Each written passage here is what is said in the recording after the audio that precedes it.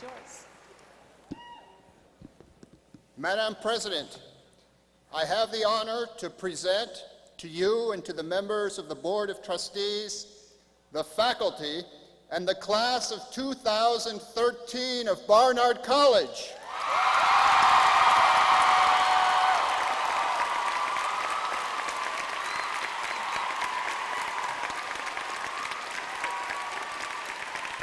Who have assembled here today for the presentation of degree candidates. I am pleased to declare this 121st ceremony of the presentation of Barnard degree candidates now open.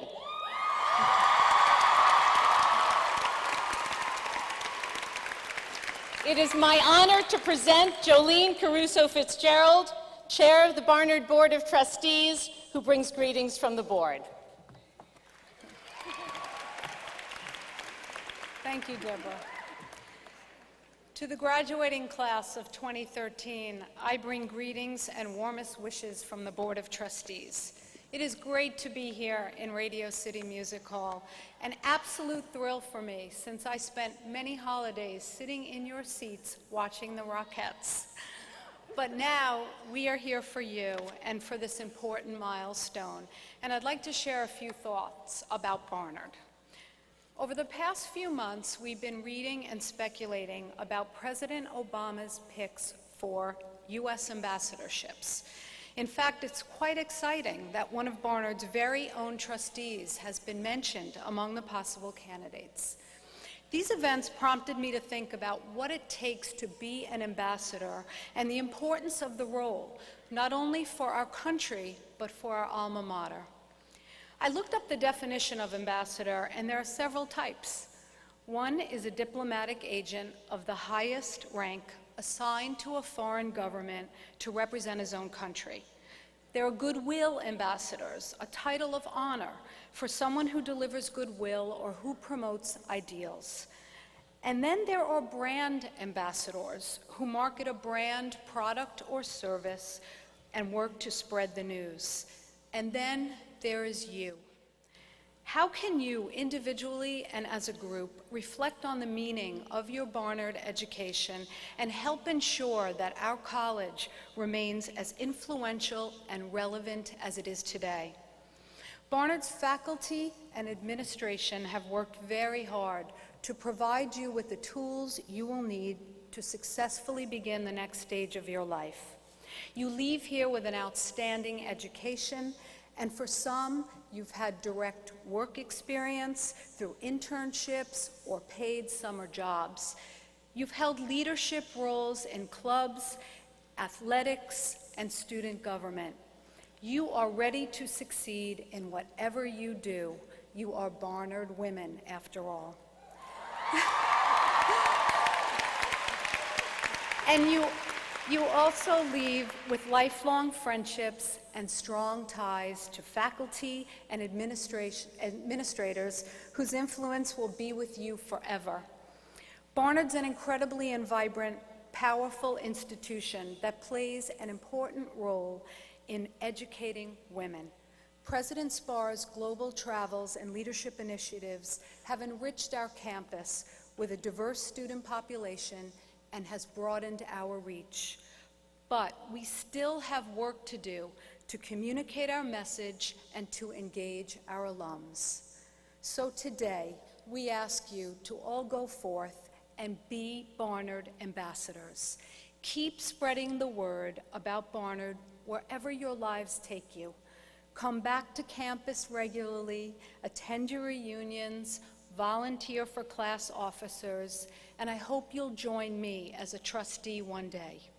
Please support, mentor, and hire Barnard students in your future companies and professions. Be champions. And continue to promote the outstanding work that Barnard is doing for women across the globe. With you as our ambassadors, I know we are in good hands, and I look forward to watching both you and the college flourish in the decades to come. Congratulations and Godspeed.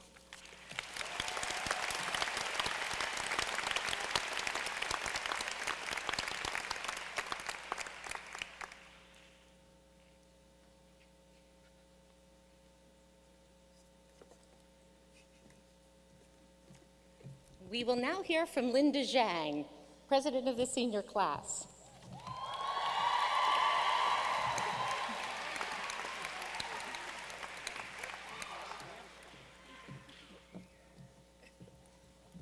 Good afternoon.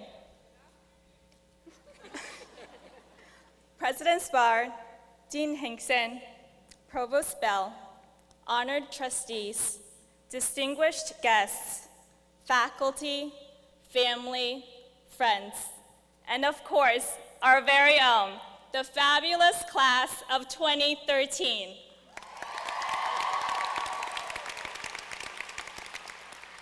I thank you for the honor and privilege to speak here today. And for those of you who are still dressed in your senior ball attire, you look just as beautiful as you did last night. When I was 15 years old, I left China to attend the Calhoun School right here on the Upper West Side. For the first time in my life, I was a foreigner, and that was thrilling. Everywhere I looked, there was something new. Students had lockers all their own. They wore clothes that didn't match. They laughed out loud in the hallways, ate strange food in the cafeteria, and they even disagreed with their teachers. A generous Calhoun family opened up their home to me, and they had a 15-year-old son named Ben, who, whether he wanted or not, suddenly found a stranger living in his midst and infringing on his privacy. Before long, Ben staked a claim to his space by objecting and tossing carrots at me while I slept. However, as he carried on with his antics, I remained true to my upbringing and counteracted his wildness with tranquility. Eventually, my foreignness faded away, and the word sister took its place. Ben became the brother I never had, but always wanted. And I found my footing. I found a family away from home, and I found the confidence to move forward. 4 years ago, when we arrived at Barnard, never imagining that this place, this 4-acre college campus, could be where the word foreign would take on such new meaning. As we delved deep into our intellectual curiosities and took full advantage of what Barnard and New York City had to offer, we realized that wherever we may be in the world, foreign is more than strangeness and disorientation. To be foreign, whether from family or home, culture, or even identity, is to invite adventure and growth. Barnard offered us exciting opportunities to challenge ourselves, both academically and socially. For those of us who swore never to look at a number ever again, it was the science requirement that drove us to take up the gauntlet. And for those of us who had never explored the world through a lensed camera, it was a photography class that summoned us to think again. Those classes where we stumbled the most were the ones that pushed us further than we ever thought we could go. Each of us came from diverse academic backgrounds, and that made us all foreigners by definition. But our common thirst for knowledge united us, and we recognized that Barnard's unique educational process was transforming us by offering us the opportunity to master subjects that were initially foreign and daunting. Do you remember the awkwardness during orientation? Do you recall the forced conversations, the struggle to connect with all the unfamiliar faces in your group? It's hard to believe how quickly self-consciousness transformed into the ease we feel today. During our first year, we rapidly formed our own little families, and the quad soon became our home away from home. The stranger we met during the first few weeks became the friends we ultimately laughed and cried with, and the friends that told us we're beautiful when we felt ugly. Whether you're from India, China, Germany, Los Angeles, or right on the Upper West Side, we wholeheartedly give it our best until the feelings of discomfort were replaced by the feelings of warmth, intimacy, and camaraderie. We're more than a college, we're a community. We're more than classmates, we are a family. And today, our graduation, our commencement, is the next great moment in our shared lives. We owe it to ourselves and to each other to make the most of what lies ahead. We need each other's help, love, and loyalty. And we'll succeed because of Barnard, with Barnard, and for Barnard. Because wherever we go from here, we'll all be foreigners at some place and time. And I believe that for all of us, learning to be a foreigner ultimately taught us who we wanted to be. So thank you, Barnard, for everything. And here's to us, my beautiful Barnard siblings, the class of 2013. Congratulations and the best of luck in the years ahead.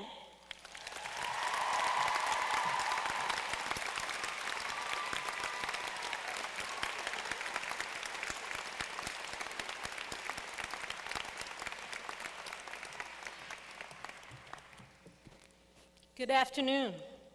My name is Linda Bell, and I am the Provost and Dean of the Faculty. To the class of 2013, and to your proud families and friends, I stand before you on behalf of the faculty to offer our warmest congratulations and our very best wishes. I chose to speak to you today about Barnard, both what it has taught you and what it will come to mean to you as you traverse the varied paths that you create for yourself and that life will hold. And I speak to you about what teaching this exceptional class has meant to us as your faculty. Barnard's model, the liberal arts model, is all about academic excellence in a place where ideas are valued, fluid, and uncontained, where learning begins in the classroom or the laboratory or the theater, but continues well beyond the spaces defined by classes and by coursework.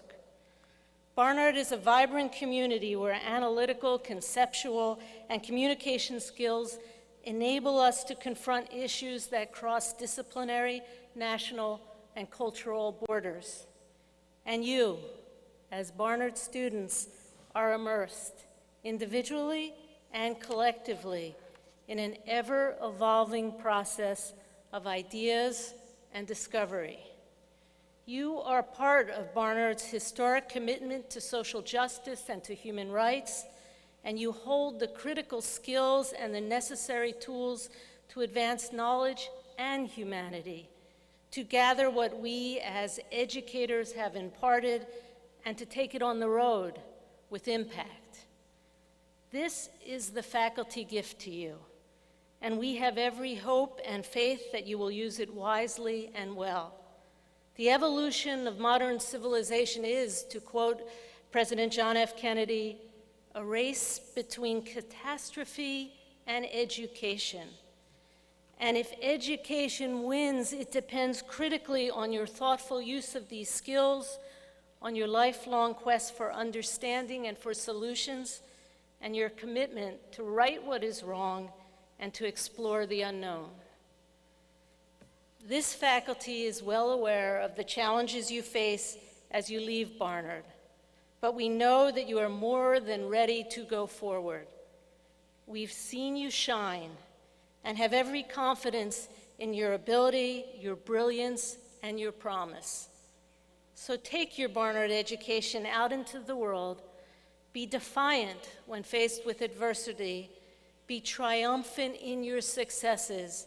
Remain dedicated to your passions. And as always, continue to shine. Thank you and congratulations, class of 2013.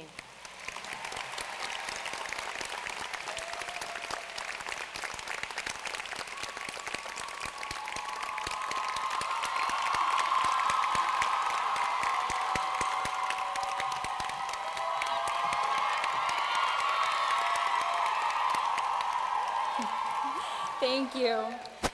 Barnard, class of 2013. It is now time I publicly share how we all feel. We are indeed the most excellent class among all and will remain a legacy in Barnard's history. It's true. My name is Jung Hee Hyun, and it is an honor and privilege to stand here today. Thank you to the administration, faculty, and staff for the time and energy you have all dedicated to make Barnard the place where we can learn and grow to our fullest potential.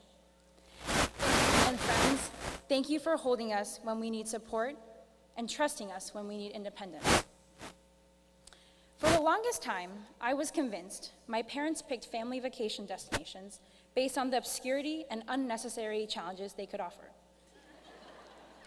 I envied my friends who enjoyed beach vacations while I prepared for the first ever hike to Mount Everest's base camp. And you can imagine how this went. Despite my parents' gamble and travel plans, those trips gave my brother and me time to remove ourselves from the everyday routine and gain a more worldly perspective. Confident of my self-awareness and ability to adjust from these travels, I thought I had nothing to worry about when it came time to enter Barnard. Unlike the simple, self-centered questions such as, "Who are you?" or "How did you get here?" that supplemented my foreign travels, navigating the multifaceted Barnard experience opened up much more complex and critical questions. As a women's college, Barnard gave us a space to appreciate and build on the legacy of a multi-generational social movement. As a liberal arts college, Barnard gave us space to grapple with theories and subject matters across disciplines and apply them to the ways in which we see the world. After 4 years, we have become scholars in the 9 ways of knowing and beyond. We have become activists committed to a myriad of causes. We have become global citizens and empathetic leaders who carry humility and responsibility.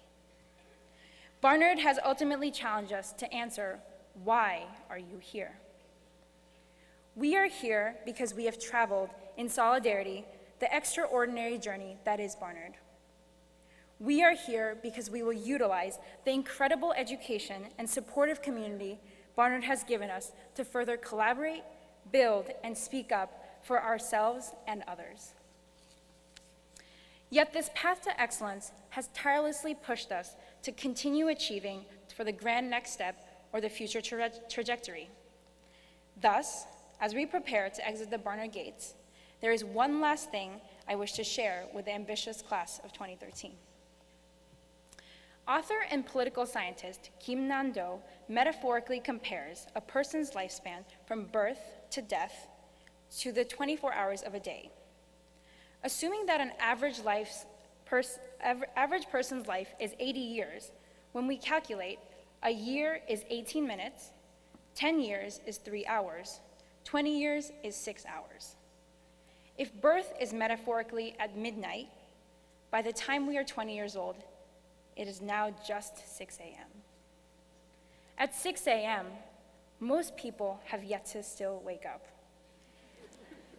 start their morning routine, eat all their 3 meals, and do the day's activities.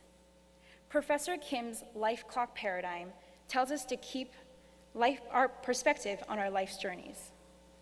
As 20-something-year-olds, we all have so many hours to make our day fulfilling. So pause, take a break, use the next hour or 2 of your lives to wake up and prepare for the day. We don't have to rush quite yet. Perhaps like my obscure family travels allowed, we all can gain from taking time to reflect and realign goals and priorities. It may not even require a hike up Mount Everest, but even a walk up 116th Street from Riverside to Broadway might do. But when you do take off on a longer journey, consider traveling with one or more of your Barnard sisters. We've seen you dream at 6 a.m., and we'll be there to support you again anytime. Congratulations, class of 2013. May we follow our separate and winding paths together in solidarity. Thank you.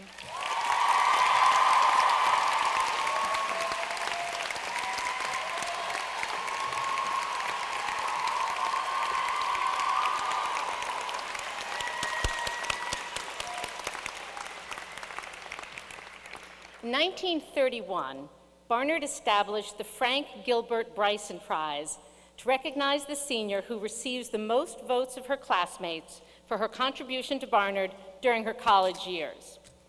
In keeping with tradition, no one in the class, including the recipient, knows the outcome of the balloting until it is announced at this ceremony. This year's Bryson's Prize is awarded to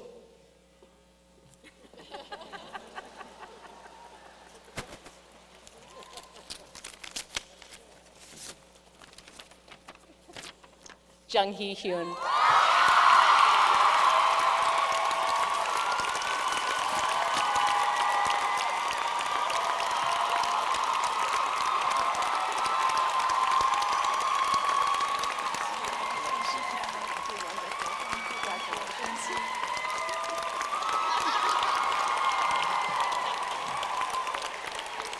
Congratulations to Jung-hee. This is a huge honor, and it is very richly deserved. We now have the pleasure of hearing from Lauren Hancock and Jenny Ostendorf, co-chairs of the Senior Fund Committee.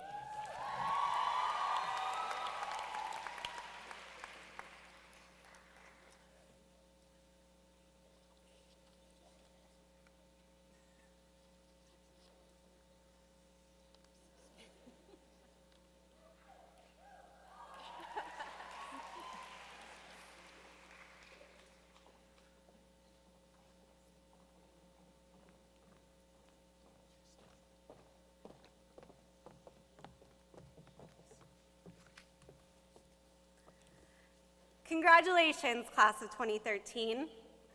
I'm Lauren Hancock. And I'm Jenny Ostendorf. And we are your Senior Fund co-chairs.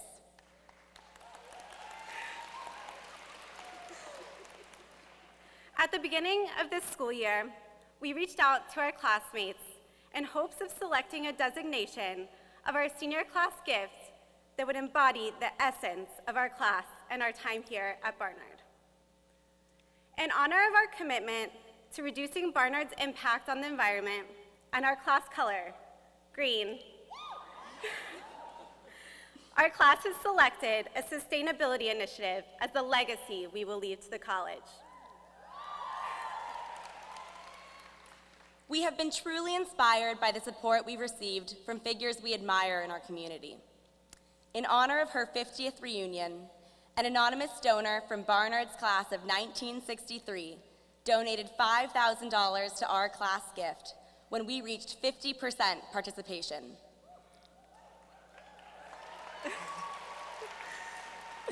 Additionally, the Athena Center for Leadership Studies, President of the Alumni Association, Marianne Lofermento, Dean Hankson, and our very own President Spar and her husband have all made generous contributions to our senior fund in response to our class's strong participation in giving back to the college.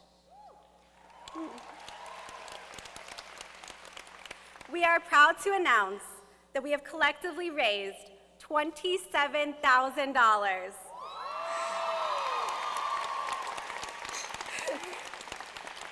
to support the sustainability of our community, exceeding participation and total giving of the past 3 years. 68% of our class participated in the senior fund.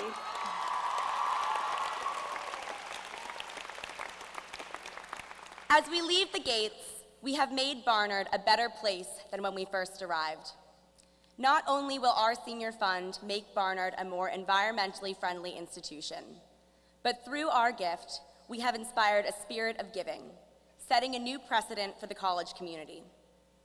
We hope to carry on this spirit of giving as Barnard graduates, for we will always be the class of 2013, the class who took on challenges, the class who overcame obstacles, the class who inspired change. Congratulations again on this phenomenal accomplishment, and we look forward to seeing you all at our first reunion.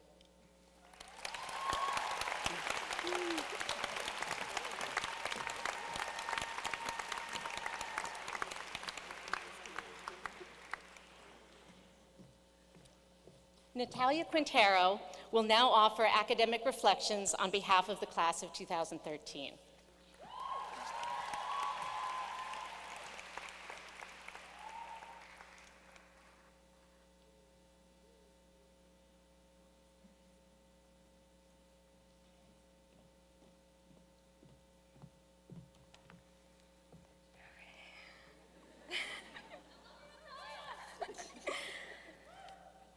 Trustees, honorees, family, friends, my dear classmates, my name is Natalia Zarina Quintero, and I'm honored to give the academic reflection on behalf of the class of 2013. The mathematical definition of an inflection point is the point on a curve at which the given curvature of a line changes from convex to concave. This point serves as the node that allows a line to rise upwards dramatically, forever changing the course of the line. I cannot help but be amazed at the tremendous power one single point can have on the course of a line. As a political science major, I have stood at the nexus of literature, economics, sociology, and technology. And to me, there is something remarkable about the mathematical expression of the inflection point. From a non-mathematical perspective, it seems to represent the point at which everything changes. It is the point that separates what could have been, but what came to be instead. I see my liberal arts education at Barnard in much the same way. Barnard has served as the point that exponentially grew the knowledge I brought into this campus by always serving as the node that led me towards greater knowledge and deeper understanding. In the moments where my intellectual path could have plateaued, Barnard always exalted it. Now, that path began at my freshman English seminar, Legacy of the Mediterranean, with a clear sailing alongside Odysseus as I joined him on his adventure navigating through the sea towards Ithaca. At first, I was solely consumed by the underlying poeticism that smoothly swayed Odysseus back and forth from island to sea. But quickly, my curiosity was piqued when my professor asked us to answer why it was valuable for Odysseus to engage in this great adventure at all. Having never questioned this myself, I went home to investigate. It turns out that in Odysseus's journey, he would have to be both creative and scientifically adroit to win each battle against his foes. To outwit his enemies, he would have to engage trivium, which consists of rhetoric, grammar, and logic, and quadrivium, which involves arithmetic, geometry, music, and astronomy. Coincidentally, I also learned that together, trivium and quadrivium make up the liberal arts. You can understand why, at this moment, I became ecstatic when I realized that, like Odysseus, I too would be able to use the liberal arts to guide my own path. You see, the Odyssey became an inflection point where I saw how my undergraduate education at Barnard would prove to be a quest of my own. Each class became an island full of intellectual opportunities, and in each course, I would come to find sages and monsters, surprises and lessons. It became an adventure to take history and art history courses simultaneously so that I could see how the tortuous emotions of a war aesthetically affected the artists of a civilization. The adventure continued through the turbulent waters of computer science when, in learning to write an effective algorithm, I saw a direct analogy to writing an effective research paper. This journey was especially prominent on the days that we would be forced to see theater performances and watch dance shows and hang out in world-class museums to complete class assignments. These were just some of my instances towards greater knowledge, but every Barnard woman has experienced such experiences.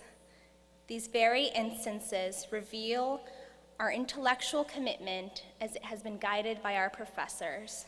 Their vital support has helped us build vessels that will allow us to navigate into future adventures as heroes of our own epics. My fellow graduates, at the end of 4 years here, I can say with certainty that, like Odysseus, we too are on an adventure. We came to Barnard eager, inexperienced navigators, but with the teachings of our professors, we leave today as confident, seasoned explorers, ready to take on the next adventure. As our inflection point, Barnard has served as the node that allowed us to rise upwards dramatically, forever changing the course of our lives. Today, we stand in front of our loved ones as they see what we were just 4 years ago and give them a glimpse of what will become of us. My fellow graduates, it is time for a new adventure to begin.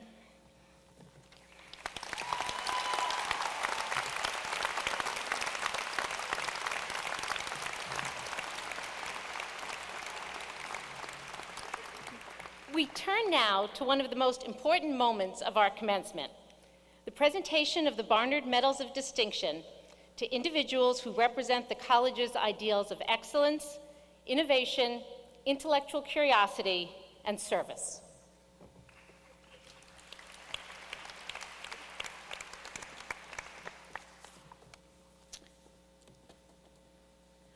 I'm Janet Jacobson, Professor of Women's, Gender, and Sexuality Studies, and I am honored to present a citation to Jimmy Briggs.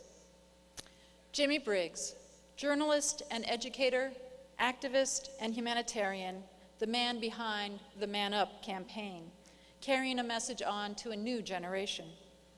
You didn't become a doctor in spite of early dreams and your parents' wishes.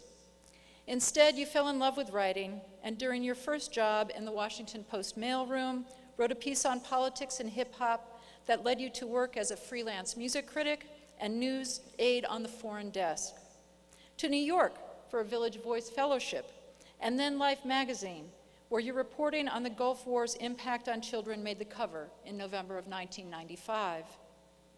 In the decades since, with the eye of a journalist, the perspective of a father, the values instilled at Morehouse College, and the compassion and determination that come from bearing witness to the many tragedies of the world, you have only deepened your commitment, making vital connections between war and domestic violence, and writing about issues often discarded by the media. With your innovative global initiative, the Man Up campaign, you have mobilized young people in 50 countries to stop violence against the women and girls in their communities through sports, technology, and the arts.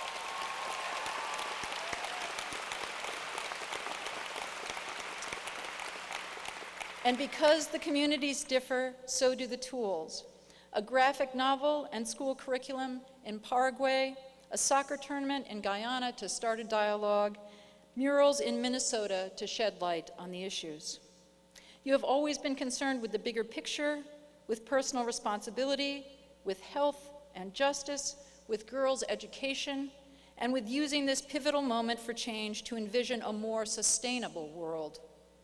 At the many conferences on feminism I've attended, more than once someone from the audience has asked, "Where are the men?" And with conviction, you have answered present. On behalf of Barnard, the Center for Research on Women, and all whom you have imbued with a sense of possibility and hope, and on behalf of the graduates poised before you for greatness, thank you, Jimmy Briggs, for standing up when and where it counts. It is my honor to present you with the 2013 Medal of Distinction, and it is my pleasure to cheer you on.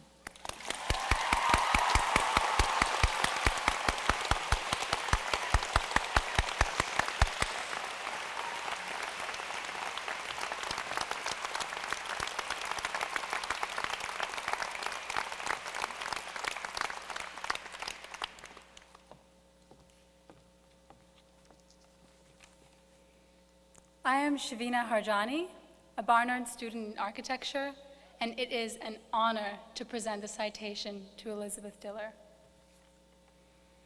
Elizabeth Diller, architect, designer, and visionary. As founding principal of Diller, Scofidio, and Renfro, you defy the generic, reimagining conventional bounds of material, space, and time. Being walled in has never been your style. not from your early days in Poland or as a student at the Cooper Union, not in partnership with husband Ricardo Scafidio, or later when Charles Renfro joined the team. For 34 years, your self-proclaimed firm of misfits has altered the landscape, close to home and far afield, upending our view of just about everything. A light sock chandelier, a meat dress, a suitcase study, installations and tech performances, a plywood house, and a master plan. We love that, like us, you are still a student, and research is still the key to your work. And we anticipate your next provocative twist and subversive turn in projects underway. Rio's Museum of Image and Sound, the Broad in Los Angeles, Columbia's Business School and Medical Center, the Culture Shed in Hudson Yards, and the recently awarded MoMA expansion.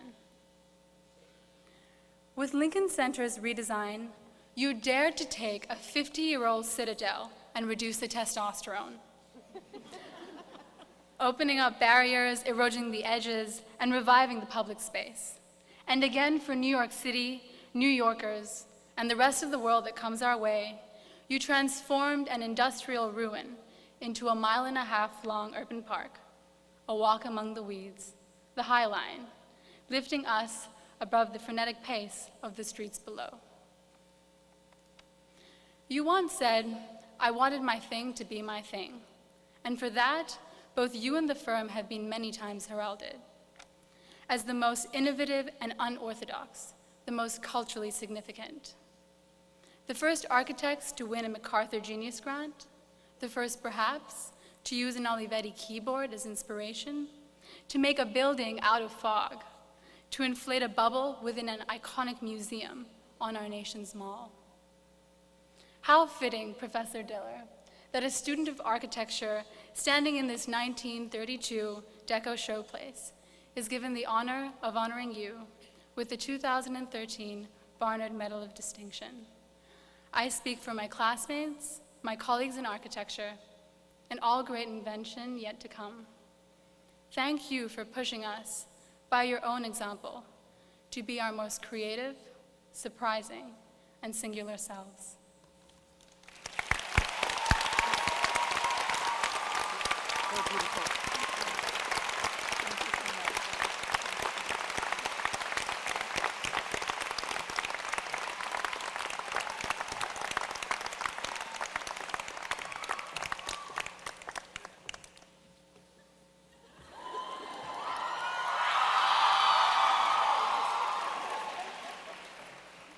I am Anna Quinlan.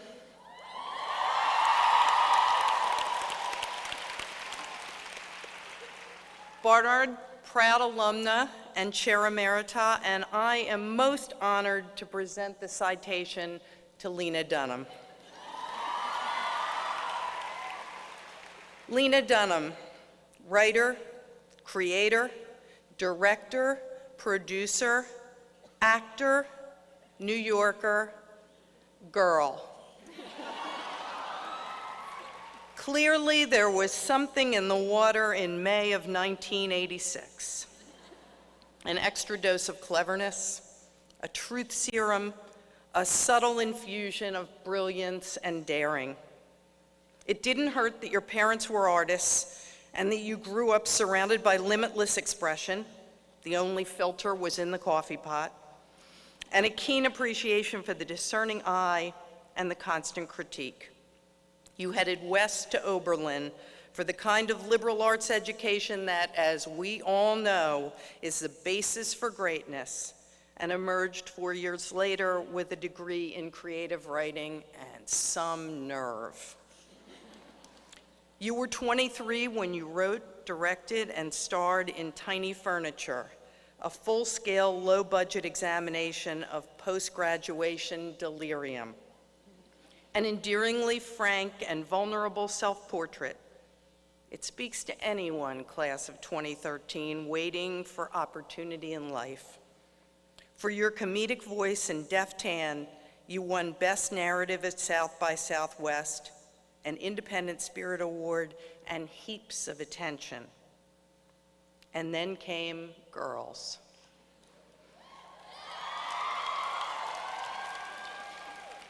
In 2 seasons, 20 sharply drawn episodes, you have given us television that the New York Times calls fearlessly dark, crude, and unidealized. Bearing skin, psyche, and soul, you project a world that is more and less than expected. Observe love and friendship with pathos and rigor, and show that, like it or not, there's a bit of Hannah Horvath in us all. You are proof that it's possible to be totally young and seriously accomplished, disarmingly relatable, and entirely unique. You're the first female director to win a Directors Guild Award for television comedy series.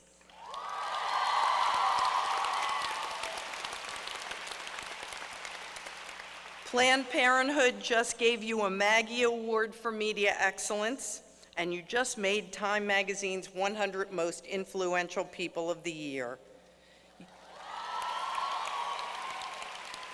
You've earned Emmy nods in nearly every category and 2 Golden Globes, which you dedicated to every woman who has ever felt like there wasn't a space for her.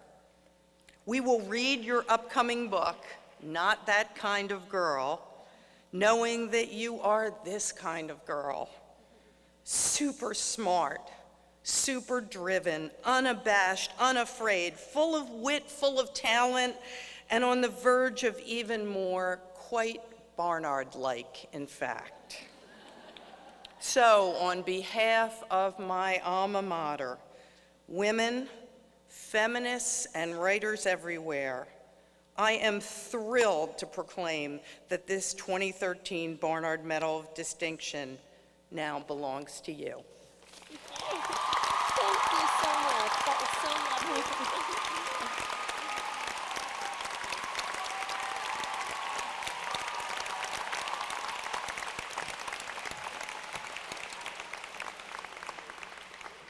And now I have the great honor of presenting the citation for Lema Bowie.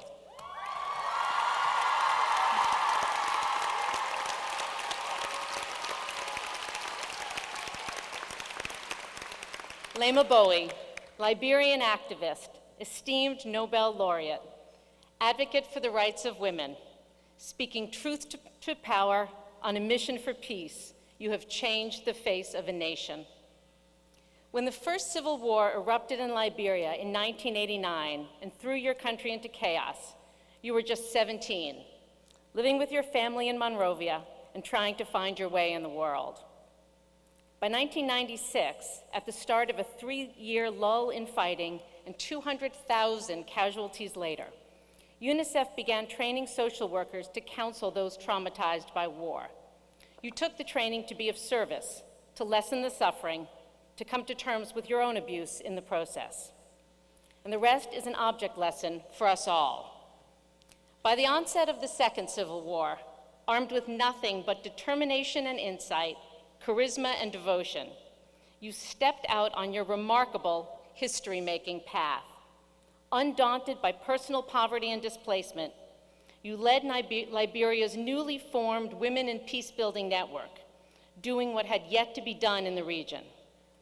And then, in 2002, as chronicled in the award-winning film Pray the Devil Back to Hell, and your own memoir, Mighty Be Our Powers, you summoned the collective will of the women of Liberia in a move so risky and so bold as to be almost unthinkable. In a country where dissent and death often go hand in hand, you, the women in white, sat in the wake of a warlord and united for peace. You forced a meeting with Charles Taylor, you pressured the warring factions, you locked arms, dug in your heels, and unstalled the negotiations.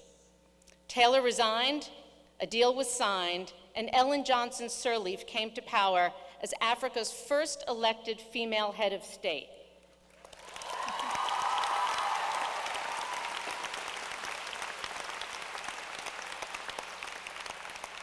It was a phenomenal sequence of events and it was credited in great part to you. We had nothing to lose, you said. We had to step out. And today, thanks to your ongoing efforts, we see a population of women who will not be silenced and a generation of girls who can realize their dreams.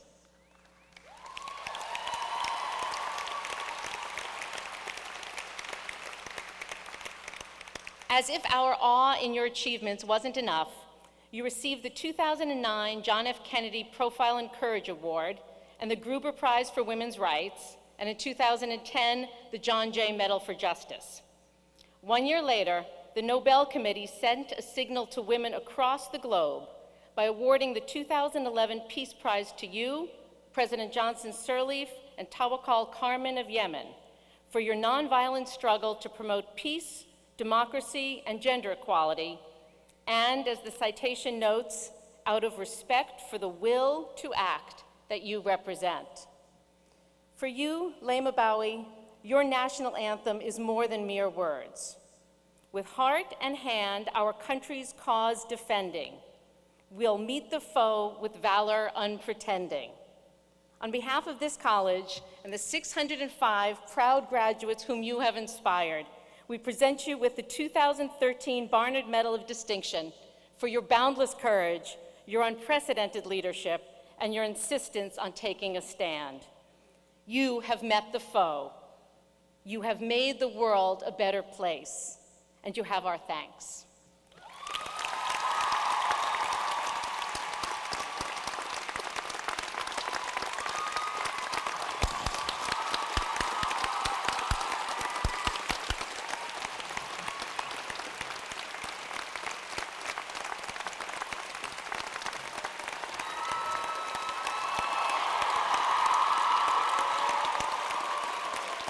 Thank you. Please have your seats.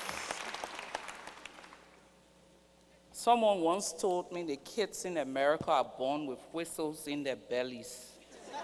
There is nowhere in the world that girls can scream like America. Thank you, President Spa. This is truly an honor. President Spa, Provost Bell, Board Chair Caruso, Dean Hinkson, faculty, student body, special guests, proud parents, distinguished ladies and gentlemen. I'm honored to be here today at your 2013 commencement. To God be the glory for another wonderful rainy day. My sisters sometimes say to me, I have some tendency that is a little bit leaning towards crazy. So I read stuff. People do not go on websites and read negative things except they have a little mental issue. So as I was preparing for this commencement, something took me to Barnard website. And there was this article, Why Lema Bowie Commencement Speaker. And then after reading part of the article, I usually would just skip through and go down to the comments.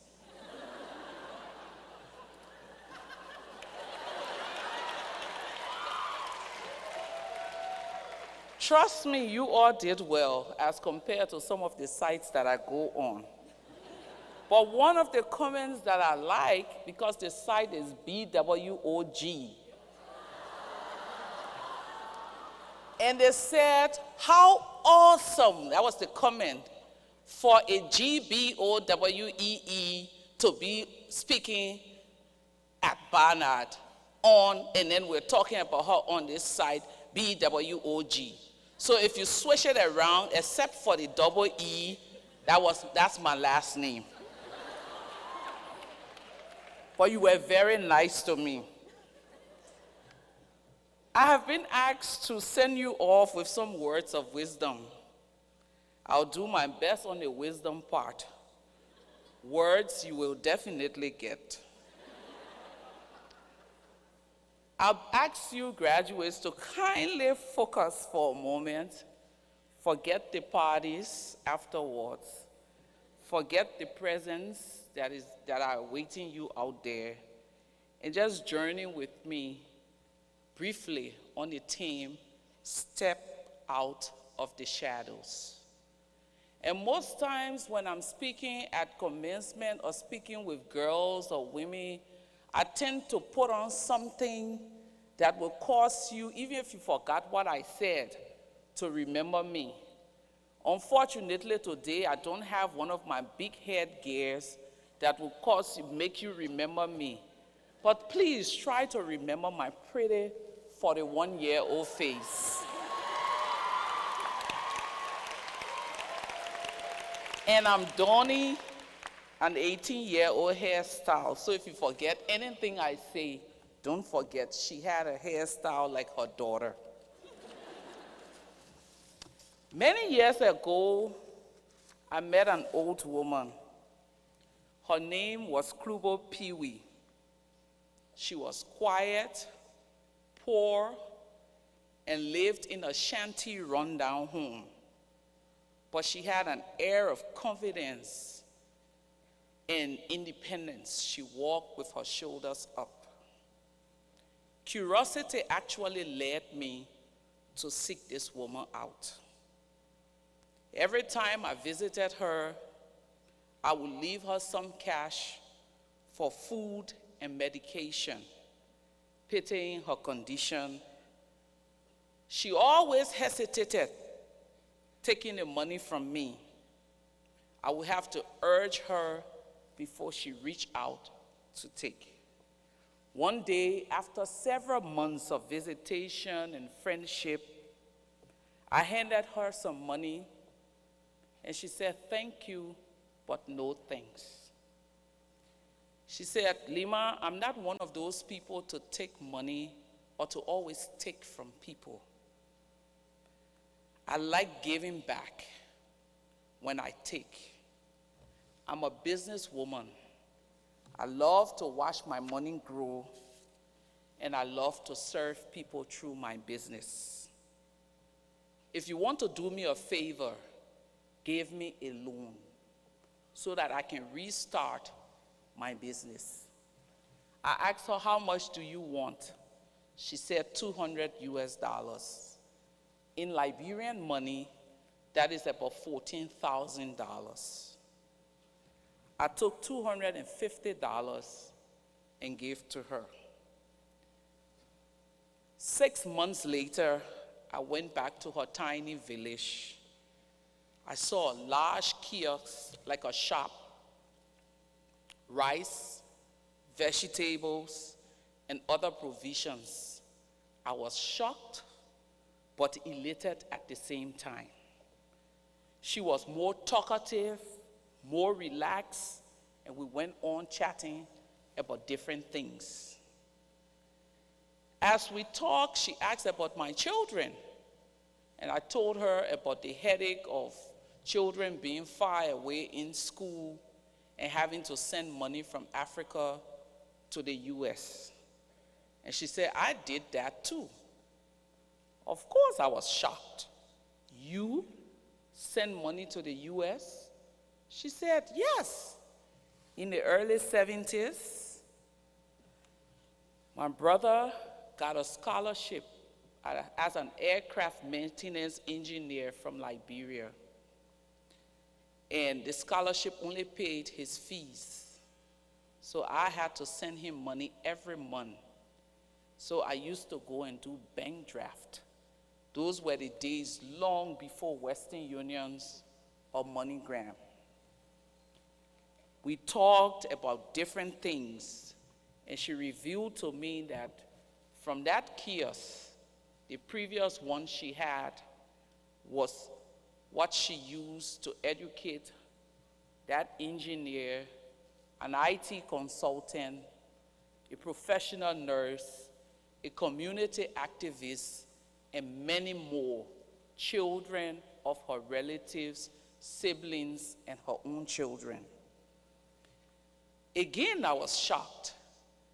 Here is this woman, poor, sad, living in a shanty home, talking about all of these great people that she had educated. But as we continued the conversation, I said, but you've done well to do all of these, and she would not for one moment take any credit for educating those individuals. She referred to herself as a shadow. A shadow, what the shadow does, according to her, is accompany you. It is never active. It doesn't feed or clothe you. I told myself her concept of her role in these people's lives was wrong.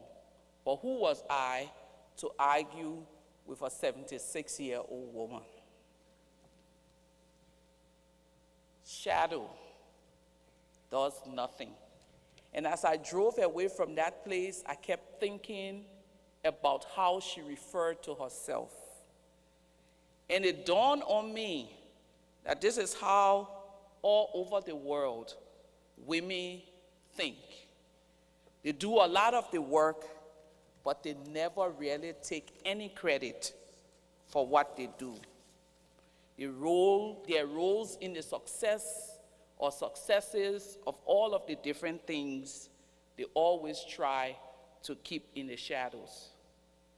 Growing up, most times as young women and as girls, regardless of where you come from, we're socialized as women to be humble. In very extreme cases, be seen and never heard. In some cases, walk on tiptoes. For many years, I heard the phrase, act like a lady. To sum it all up, we are expected to live our lives in the shadows. But we're also told to contribute our quota to the growth and development of the world. I have a 4-year-old who's going on 55. And she constantly comes back from my parents' house and say, Mama, Grandma say girls don't jump up and down. And then I say to her, Mook, Mama says jump up and down as much as you want.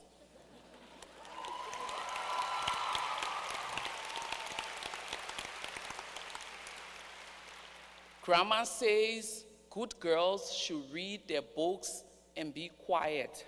And then I say, Mook, Mama say good girls should read their books and tell the world what they've read.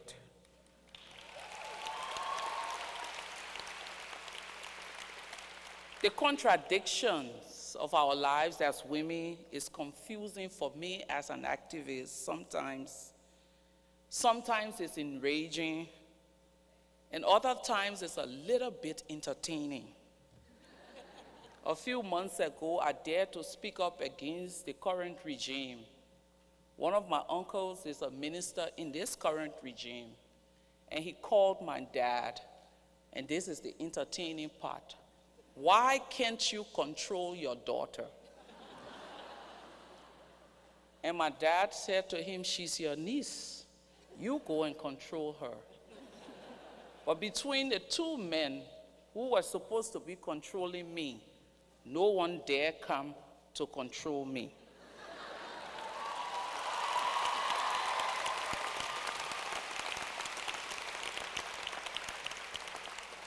We are told, for those of us who frequent international conferences and meetings, this is the decade of the women.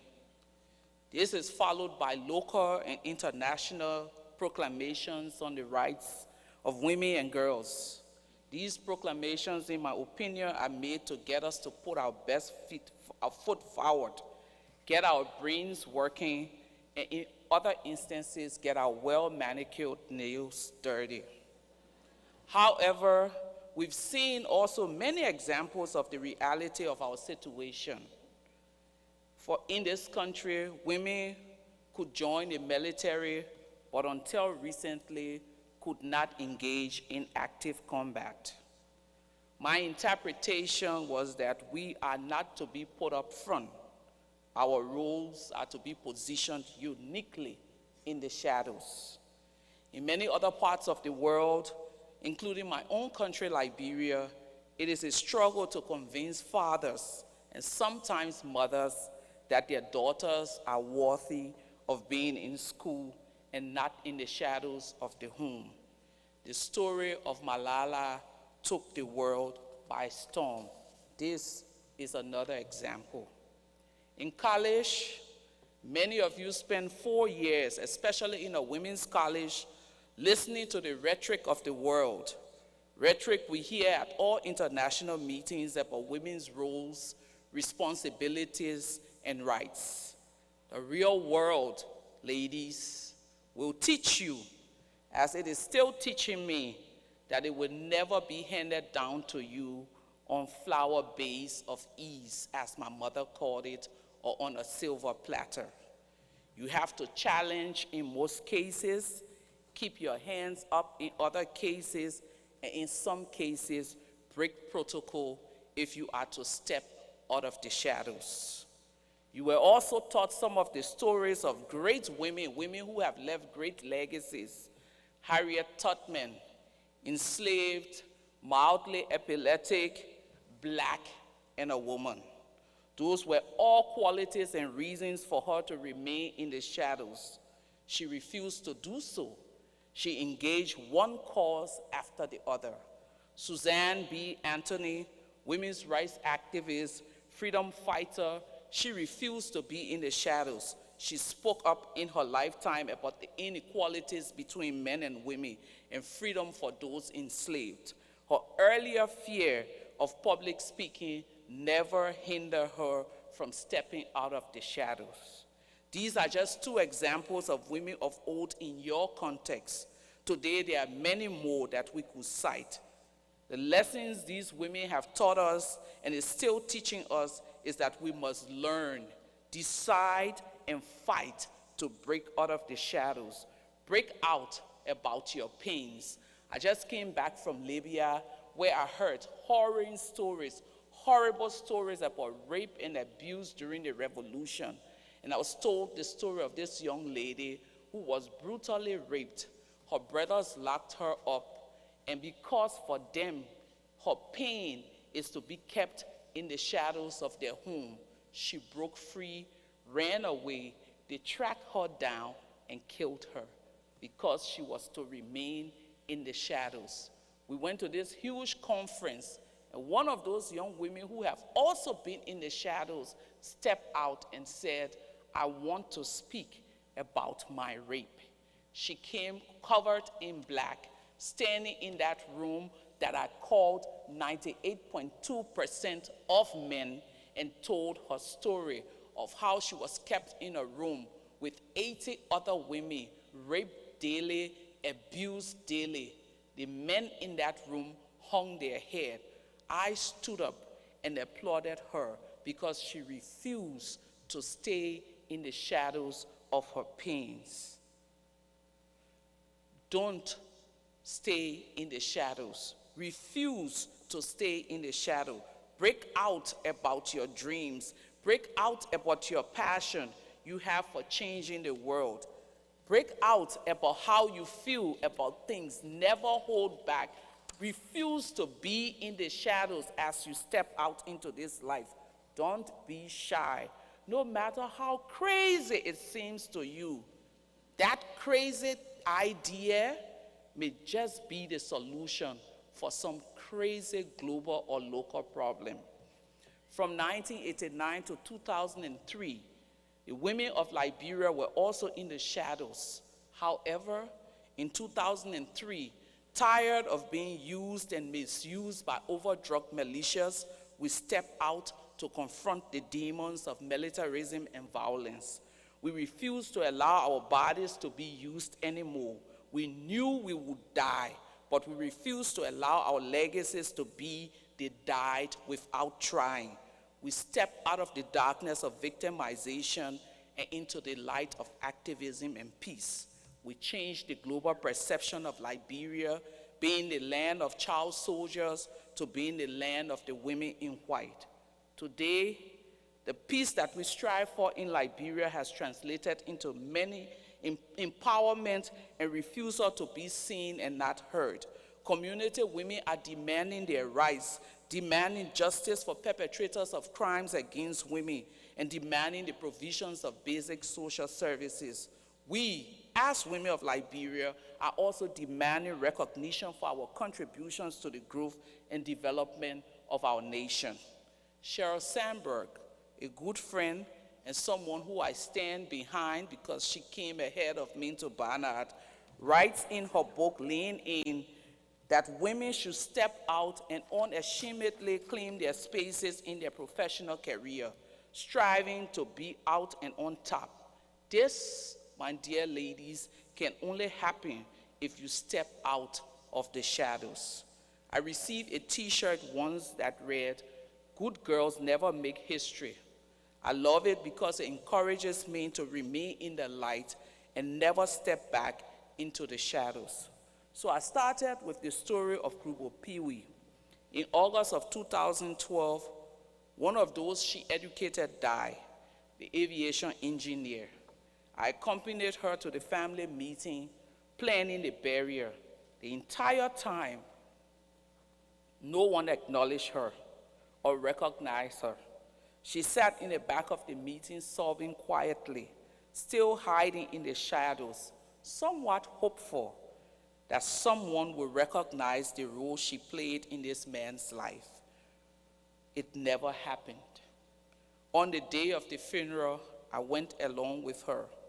We sat in the church, and one after the other, people came and paid tribute and attributed his success to one thing or the other, never the poor woman in the shanty rundown house. Finally, the pastor announced if there were no more tributes, they would continue with the other aspects of the program. I was sitting and screaming in my head, "Go for it, Ma Klubo. Stand up, say something, step out of the shadows." And as if she could hear my mentor scream, she stood up, straightened her shoulders, and walked up to the podium. Here lies a man I saw so much ability in. I lived my life through him. I did not go to school because our parents married me off early. And because I could make money, I sent him to school. And she went on to talk about her brother and everything she did. Afterwards, she turned to his children and his widow. And she said to them, "It's always good to recognize someone, anyone, regardless of their physical appearance, when they have contributed to your success." As she walked out of the church, I followed and went, "Yes."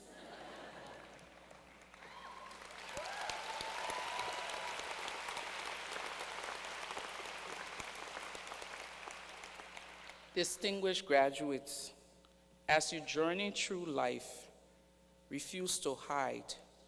Each and every one of you have unique skills and qualities that the world needs. Being in the shadow will continue to keep our dark world darker. If all of you decide or decided that this life we will step out and do exactly what we need to do, you'll make the world a better place. Like Krubo Pee-wee, you may be forced to step out of the shadows. No matter how you decide to do so, always remember that stepping out of the shadows will ensure your stepping out will ensure that some girl will also find the strength to step out. Many years ago, I made that decision. 4 children, dirt broke, dirt poor, only 2 underwears. Till today, I'm traumatized, so I buy underwears like a crazy person. I had to say that. Dirt poor. I went back to school.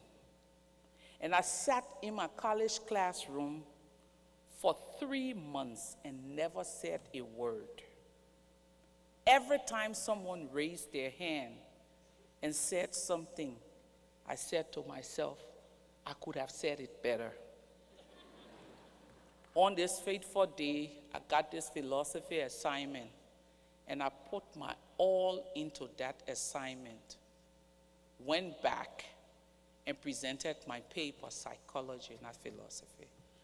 Went back, presented my paper to my professor, and when he brought it, I had an F.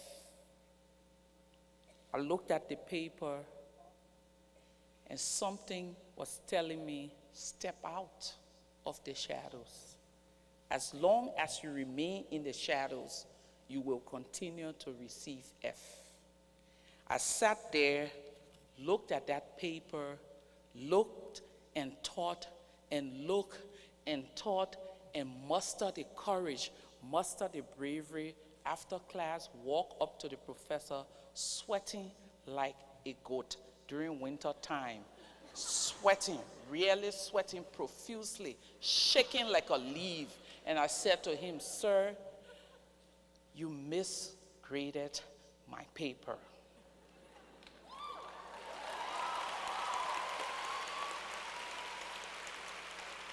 He looked at me with a stern face and said, because this is my first time speaking to this man in 3 months, "Are you sure?"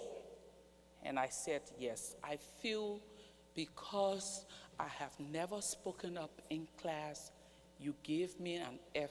You gave me an F without reading my paper." And then he took it away from me and said, "If," and only in Africa the professors will do that, "if you're telling a lie, you will be in trouble with me." And the only thing that rang out in my head, "He who's down, fear no fall."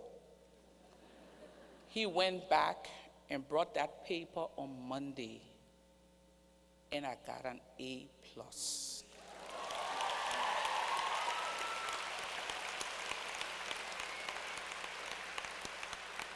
He saw the name and never heard the voice and thought that name is equivalent to F. As you step out, please, you're more than F, you're more than D, you're more than C, you're even more than B. I tell my children the alphabet starts from A, and that's what God has put in every woman in this world. You are an A. Refuse to be in the shadows, because as you remain in the shadows, someone will misgrade you, miss or underpay you, misuse you, abuse you. Refuse to remain in the shadow. Step out of the shadow.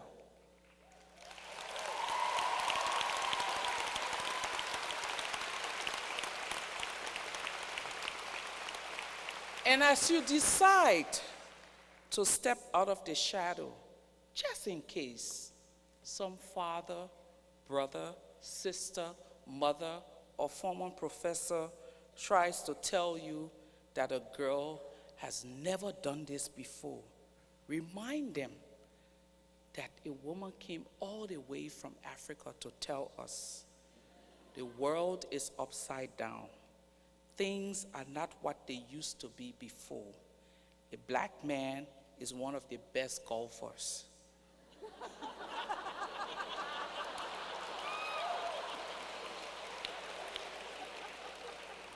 White boys are playing basketball very well. 2 women are presidents of Africa, and a white man and a black man and his family now lives in the White House. Step out of the shadows. Step out of the shadows and be the best God created you to be. Congratulations, students. Thank you, parents. Well done, faculty. God bless us all. Thank you.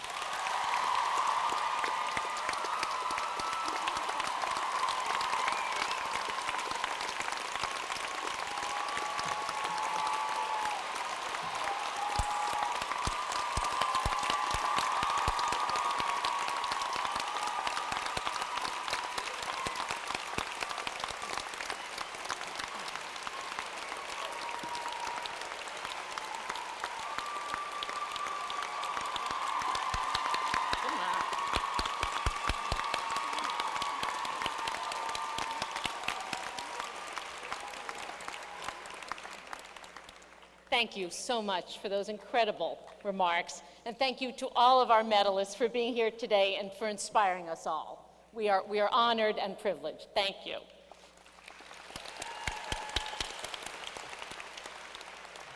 Good afternoon, bordering, I'm afraid, on good evening. It is a pleasure and a privilege to be here with you today and to celebrate Barnard College's class of 2013. One is tempted in this spectacular and historic space to indulge in just the briefest, the smallest hint of a high kick, but one will resist and turn instead to our standard stock in trade, the word, pondered, written, and then spoken aloud before an assembled group of students. You may not know this, indeed there's no reason why you should know this, but the class of 2013 has been particularly important to me because I knew this class, knew many of you seated here today, before you even really became this class. I knew many of you, on paper at least, from the moment you began contemplating a possible place for Barnard in your future. I knew you as you became the first crop of early decision students who were admitted during my time at the college.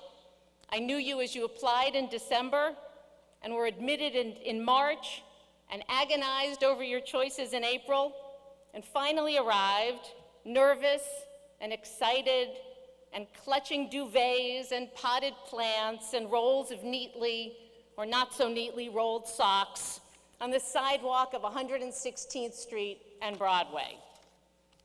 I knew your class as you sat in convocation on a hot Sunday evening in August, nervous and excited again, and met for the very first time as the class of 2013.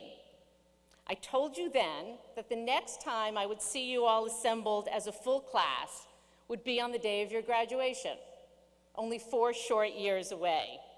You didn't quite believe me then, or at least you couldn't quite ponder a future so fuzzy and so distant. But now we are here, and you are graduating, and I will miss you. Today, as I'm sure you know, is a moment of celebration. But it's also a time for reflection, for a bit of nostalgia, and for contemplating with joy or terror, or at least a healthy dose of adrenaline, what lies ahead. It's this last part, this looking into the future part from the perch of a single and singular day, that tends to dominate and define commencement addresses. Indeed, as nearly all media commentators tend to note around this time of year, commencement is generally a moment for old people to peer out at a sea of young people and give them advice they probably won't remember about how to live their lives. Present company accepted.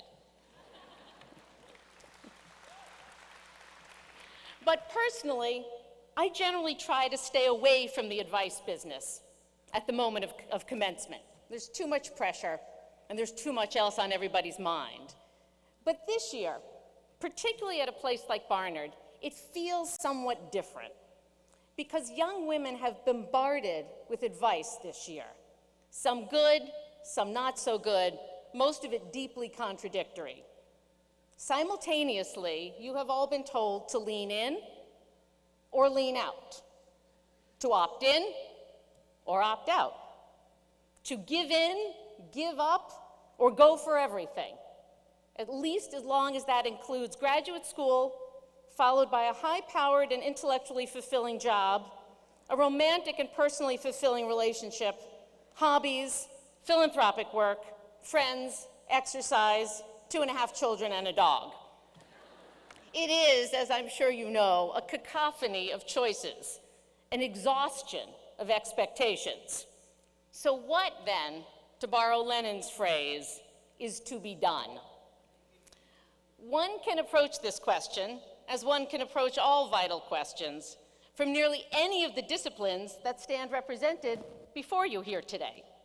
One can choose formulas for life, or at least metaphors or guideposts for life, from philosophy, from literature, from history, from biology, from neuroscience or psychology or religion or any of the disciplines you've studied here.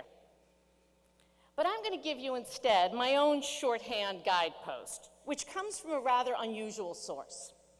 It comes from a children's book by Barbara Cooney called Miss Rumphius.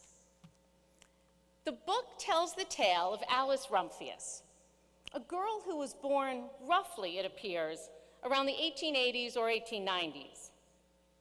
As a child, she passes time in her grandfather's workshop, helping him fashion figureheads for the prows of ships and painting the skies in the background of his landscapes.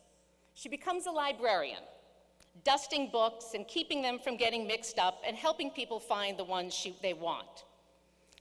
Then, when she turns what looks to be around 30, with her auburn hair pulled up into a bun and a muff to keep her hands warm, she sets off to see the world. She climbs tall mountains where the snow never melts, sees lions playing and kangaroos jumping. And everywhere, the book reads, she met friends she would never forget. In the land of the lotus eaters, though, she tumbles from a camel, hurts her back, and has to return home. So she moves to a cottage by the sea, healing slowly with a cat by her side. And as she recuperates, Miss Rumphius takes a look at her life. There's still one more thing I have to do, she says. I have to do something to make the world more beautiful. The next summer, when she can walk again, Miss Rumphius buys 5 bushels of wildflower seed, lupins specifically, which are these very large cone-shaped pink and purple flowers that you see scattered across New England. And she scatters this seed around highways and lanes, around the schoolhouse and back of the church. And some people, the narrator recalls, called her that crazy old lady. By the next spring, there are lupins everywhere, and then more and more each year as Miss Rumphius grows to become an old, old woman. Now, the narrator reports, they call her the Lupin Lady. It's only a children's book, I know. It's hardly the stuff to wave before the likes of Socrates or Kierkegaard or Maimonides.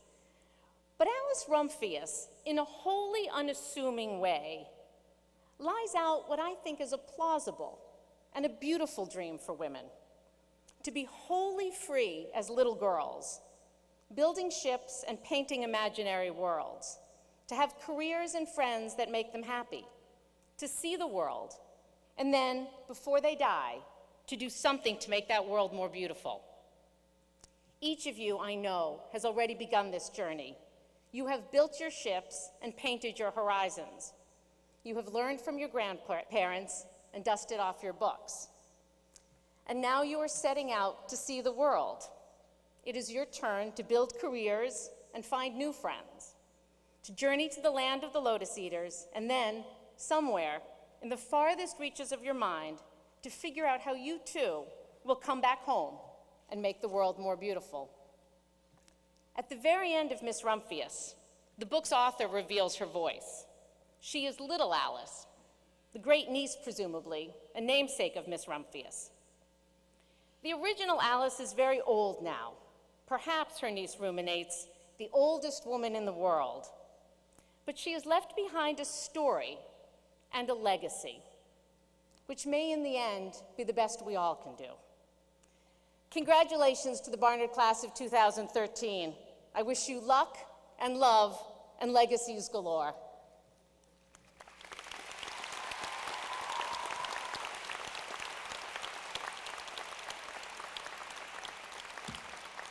I will now be joined at the podium by Dean of the College, Avis Hinkson, who will present the candidates for the degree of Bachelor of Arts.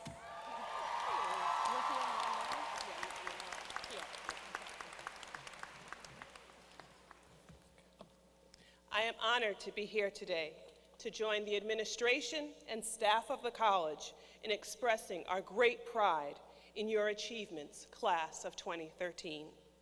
Madam President, it is my esteemed privilege and great pleasure to present to you now the globally minded, environmentally conscious, technology savvy, feisty, compassionate, academically gifted, analytically critical, laugh-loving, and absolutely extraordinary women of the class, the green class, might I say, of 2013.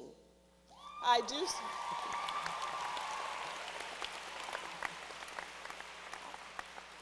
do so with mixed emotions, for we will certainly miss their presence on campus. Included are some members of the class on whom the degree was conferred last February. Those who have completed this term with requirements for the degree of the Bachelor of Arts, and some who expect and have solemnly pledged to complete work over the summer. I shall call only the names of those who are present here today.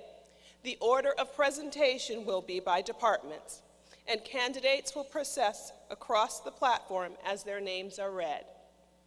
May I please ask you to withhold your applause until the very last senior has been presented. We'll start with Africana Studies, Natalie Bolden.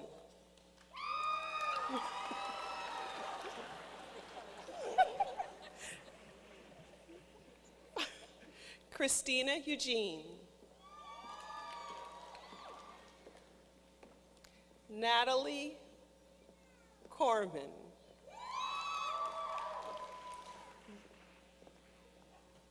Renee Slater.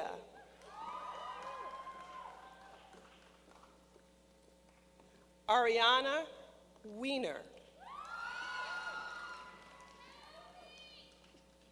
American Studies, Maeve Applin. Anika Christensen. Sarah Guilford. Alexandra Lay. Alexandra Shunnick. Jessica Scholenberger. Catherine Taylor. Marissa Targelis. Cassidy Woodard. Anthropology, Mia Atlas. Tahani Benjamin. Laura Broderick. Kelly Beekle. Genevieve Conover.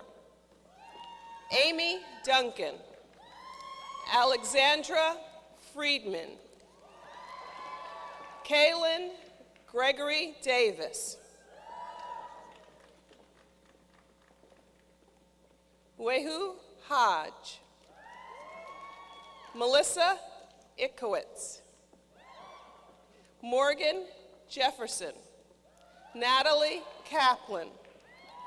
Jade Kedrick. Catherine Kennedy Hamburg. Hiba Khan.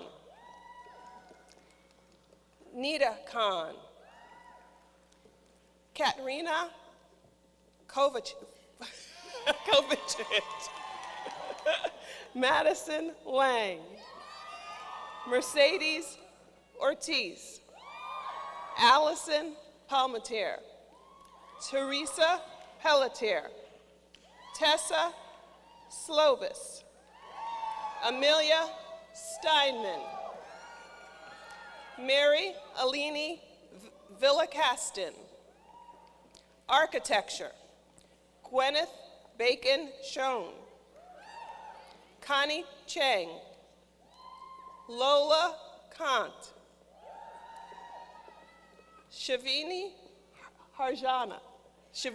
Harjani.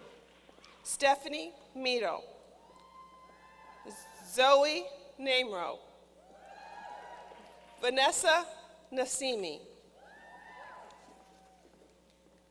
Hannah Novick. Muriel Oaks. Sungyun Shin. Yushi Sun. Benita Trank. Art History. Liv Abronowitz. Roxanne Adelmayat. Constance Alchemist. Alexa Armstrong. Brooke Asquith. Hillary Brown. Renee Brown. Maria Castex. Ashton Cooper. Adelaide Druck. Charlotte Fasler. Jordana Gilman. Mariana Gose. Zoe Harris.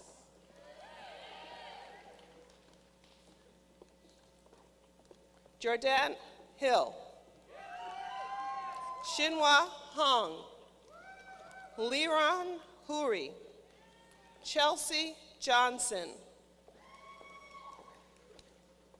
Gabriella Carefa Johnson. Eunice Kim. Wei-Yin Liang. Anna Markham. Jane McDonough. Letitia Pott. Abigail Rappaport. Brittany Richmond. Jacqueline Rodriguez. Miriam Rosen. Jeanette Sharpless. Sarah Silverstein. Olga Simeon-Oglu. Vanessa Till. Talia Thurm. Anastasia Varong. Ying Shu.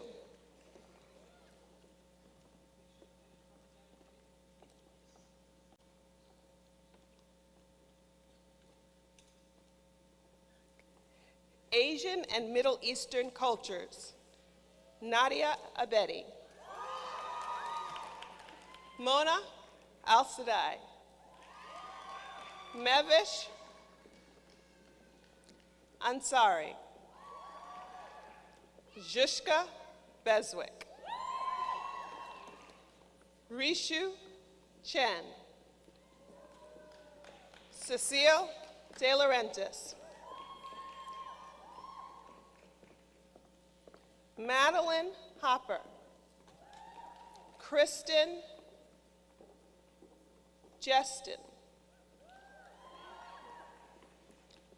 Morgan Mamaro.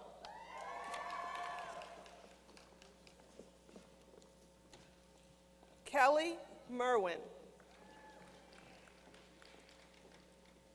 Marissa Moy. Kylie Nakamoto. Mary Ross. Jessica Sims. Natalie Story. Annie Wu. Yalan Wu. Biological Sciences.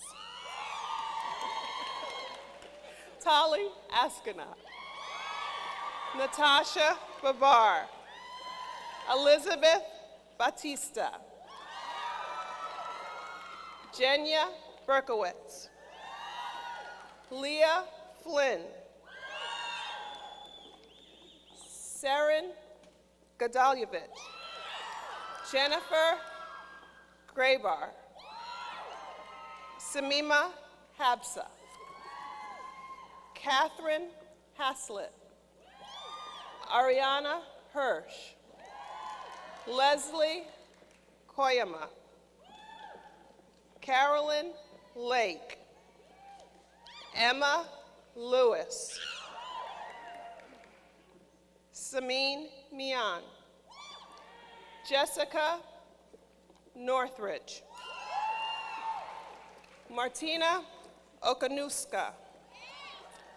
Julia Orazi. Sarah Payne. Sophia Prado Irvin. Andrea Roberts. Hannah Rower. Hema Sharma, Vanessa Spano, Nicole Tom, Nicole Topolo, Hannah Vared Weiss, Grace Winship, Kauk Wong, Chemistry, Rebecca Johnson, Gayatri Mohatra, Kari Mosley,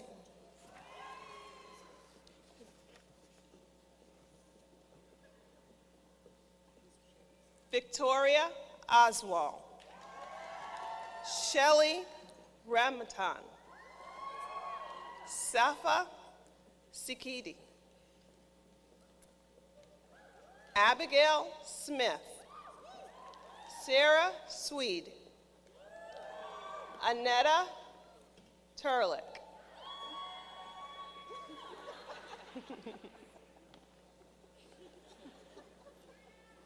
Classics and Ancient Studies, Ileana Bretman,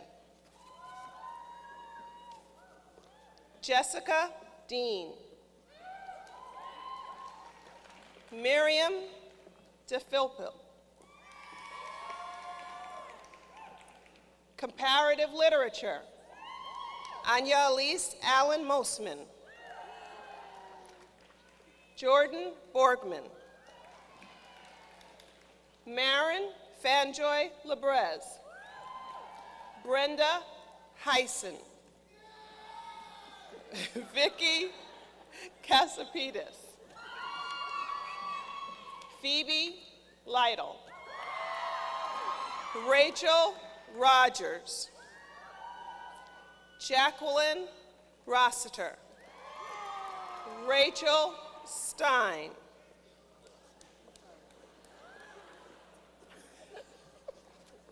Dance, Evelyn Hammer Lester, Lyndon Hill, Catherine Mukai, Sonia Newberg, Laura Quinton, Monse Vera, Economics, Norahan Abbas, Zared Ahmed, Rachel Amick, Karen Baruch, Suniva Bloom,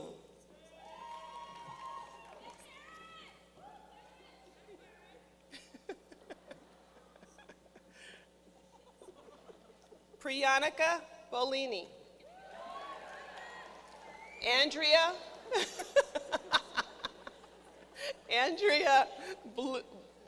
Bueller, Juliana Bird, Rebecca Byrne, Gabriela Carbanas, Katie Chan, Nancy Chu, Joanna de Alameda Capella, Britton Dean, Chantel de Monse, Shang Huao, Tamara Hirsch, Serena Hong, Anne Inkpen, Caroline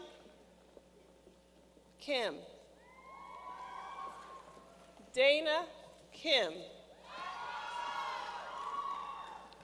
Kylie Noser, Anita Krishnan, Tamara Lalafich Cox. Aurora Lendy. Shaying Lin. Z Lin.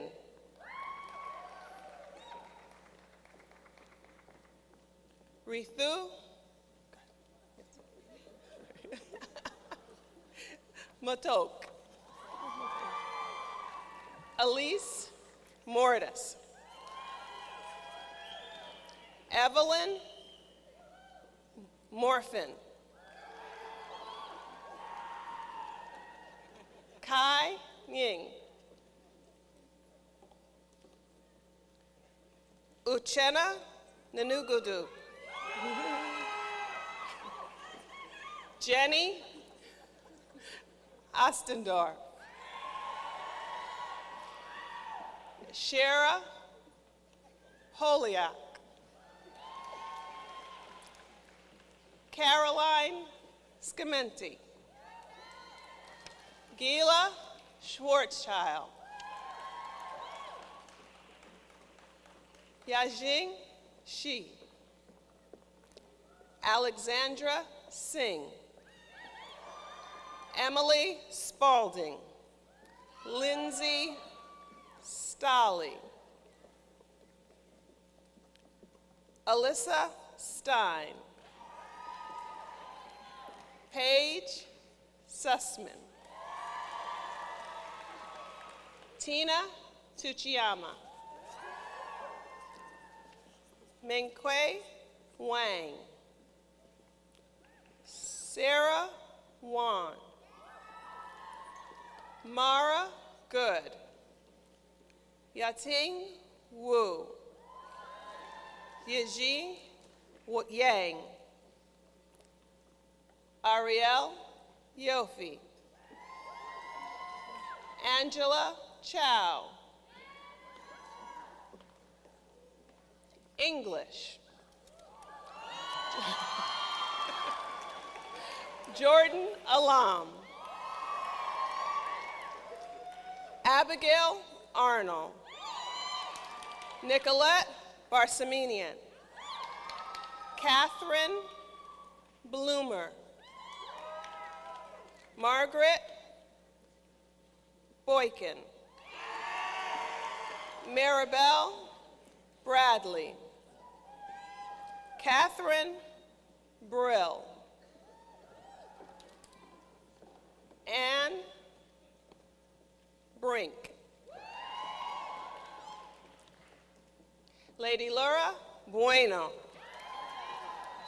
Lindsay Case. Jessica Cohen. Francis Corey. Chelsea Cozen. Catherine Craddock. Emma DeBoos. Angelis Diaz. Sarah Drew.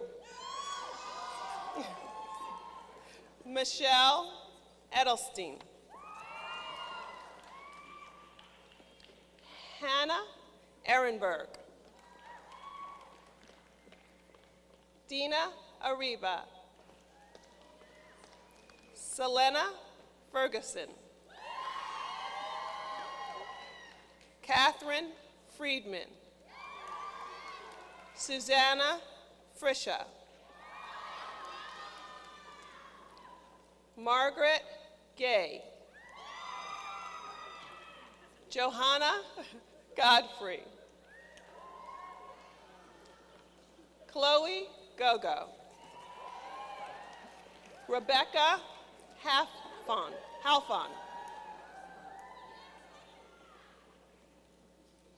Damika Homer. Olivia Hull. Catherine Yorlick. Lily Icangelo. Rebecca Kellyher. Maeve Kelly. Ravina Koenig, Lydia Kott, Ariel Levin, Tamar Glickman,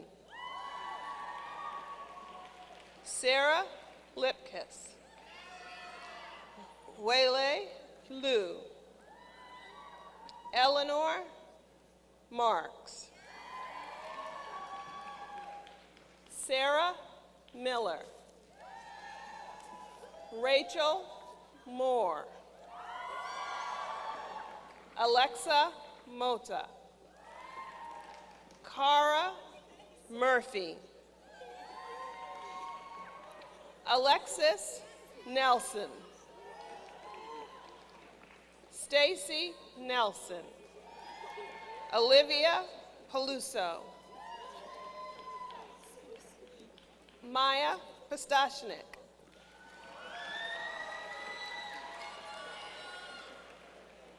Caitlin Phillips,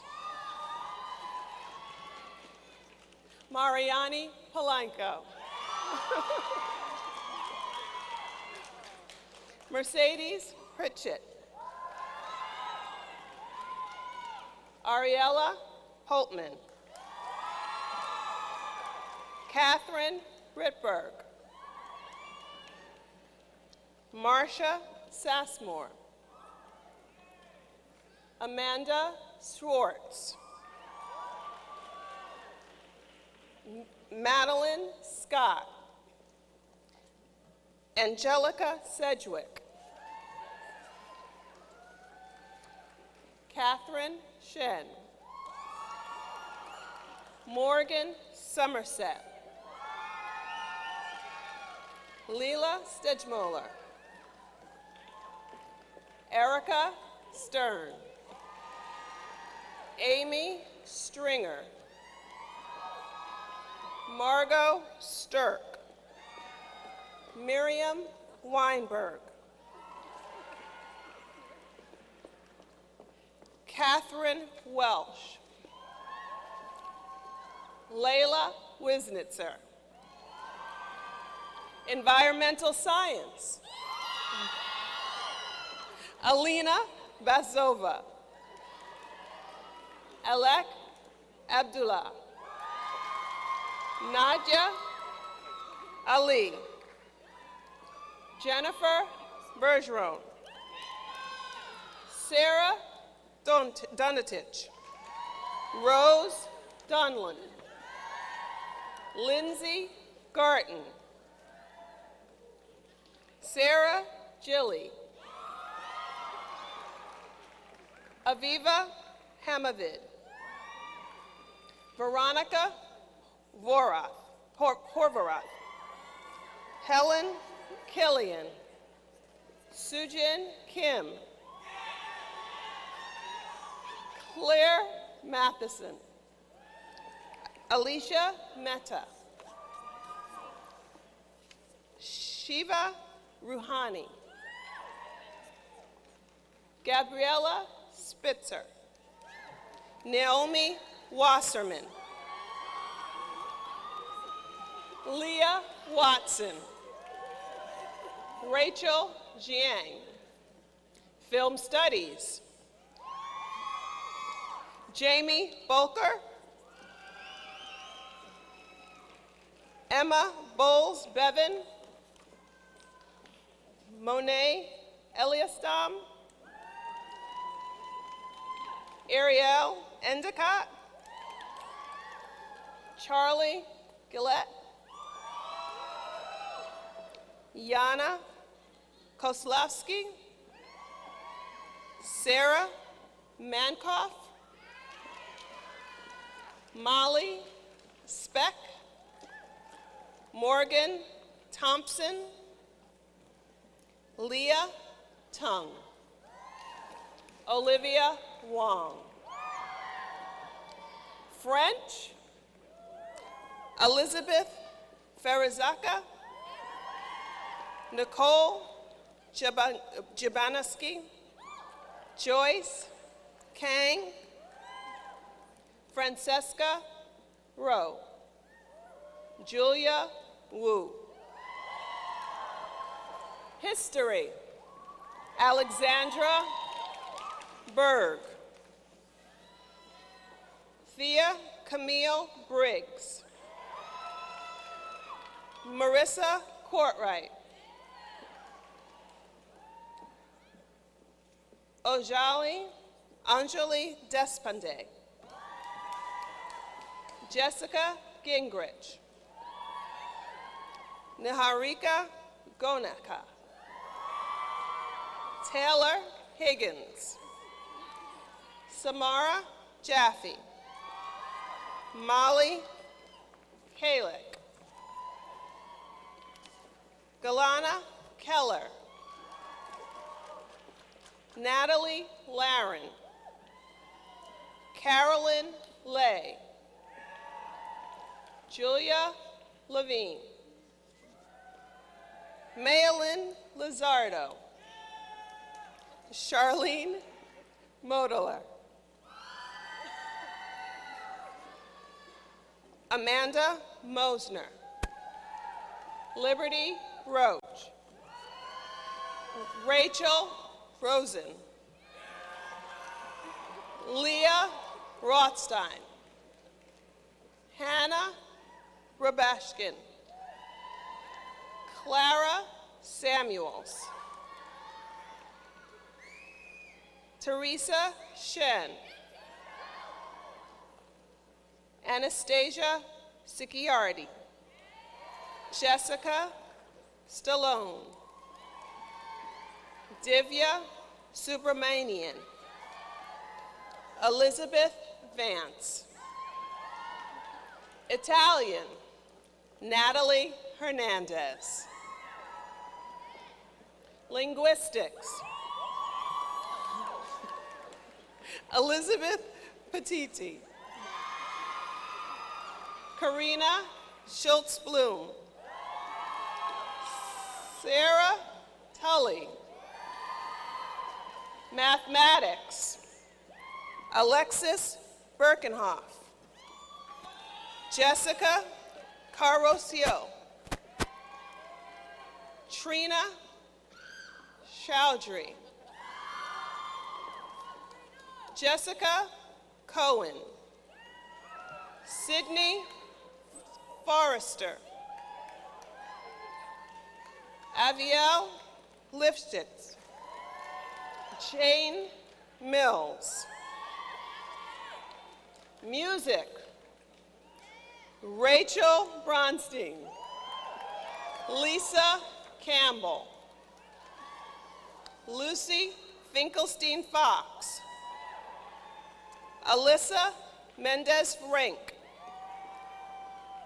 Laura Petley. Emma Salomons. Alexandra Vidal. Martina Weidenbaum. Zoela Zhang. Neuroscience and behavior, Jasper Burke. Mary Kate Carrillo. Megan Cloyd. Christina Douglas. Rebecca Eichenbaum. Mary Feng. Bianca Field. Bela Hall. Lauren Hoffman. Zara Elahi. Sana Javed. Valencia Liu. Claudia Ma. Sarah Markoff. Kelsey McClure. Anika Mehta. Digna Nosik. Sakina Pasha. Alana Pauls. Gabriella Schusel. Sarah Sversky. Danica Yang. Philosophy, Claire Clayton.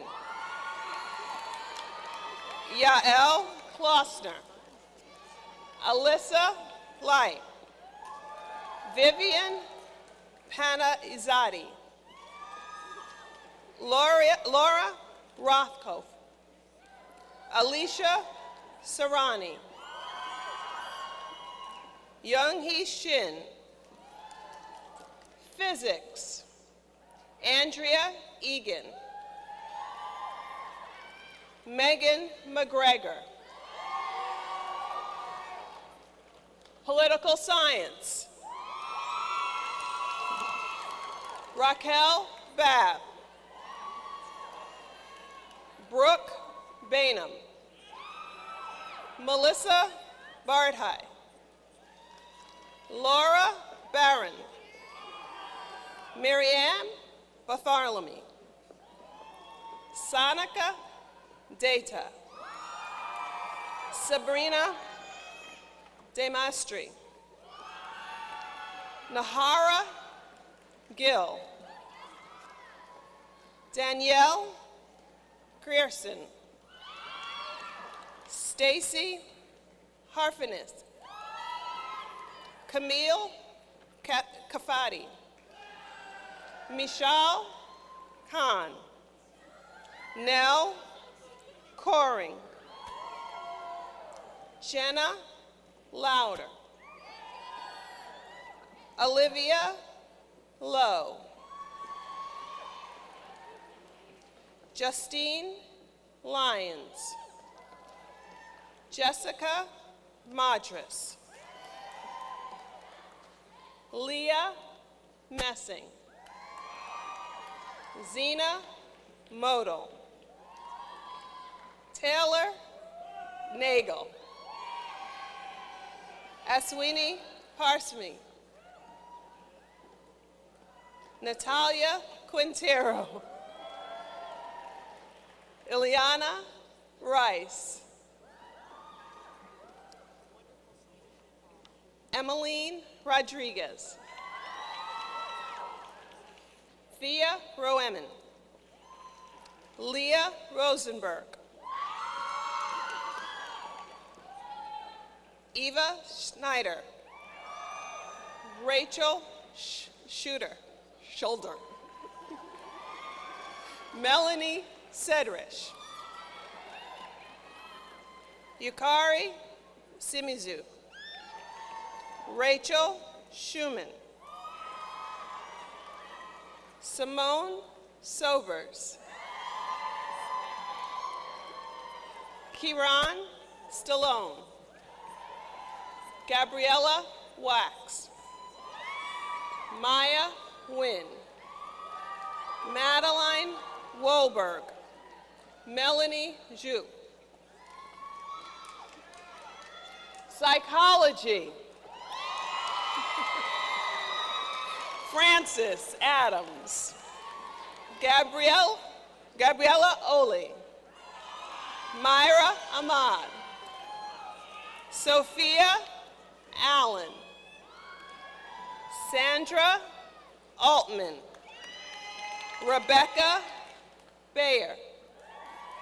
Asma Begum. Samantha Bernard. Elizabeth Bati. Sophia Braha. Marjorie Cadet. Hannah Carter. Chloe Clements. Rachel Sherrick. Stephanie Christian. Larissa Claude. Sarah Clementi. Eleonora Del Mori. Jacqueline Donahue. Madeline Fitzgerald. Lily Flink. Kayla Freilich. Daryl Garfinkel. Tamar Gladstein. Allison Goodkind. Cynthia Greenberg. Alexa Hamill. Laura Hefter. Michelle Hernandez. Emily Hirsch. Chalet Hallway. Nakia Hubbard. Molly Jackson. Rahana Jamal. Lena Katavia. Talia Klein. Stavrula Koinis. A. Jaw. Alexandra McGlade. Catherine Mott. Melissa Moy. Angelia Mueller. Jessica Nadel. Kyra Parks. Heather Parasini. Christine Petrin. Emily Pysum. Nikita Prabhakar. Alessandra Ragu. Sarah Roth. Elizabeth Rubenfeld. Sabine Sarwar. Kim Schoenfeld. Jessica Schwartz. Sadia Shahan. Leslie Sklorin. Rebecca Schneider. Michelle Spitzer. Julia Stark. Talia Stark. Sarah Stillman. Rachel Sullivan. Emily Suzuki. Priyanka Farpar. Jacqueline Thompson. Michaela Thompson. Eleanor Trilling. Emily Voletsky. Lauren Wolfland. Claire Wu. Hannah Zilka. Ilana Zor. Religion. Allison Dilliard. Alexis Erdheim. Olivia Grosvenor. Talia Harstock.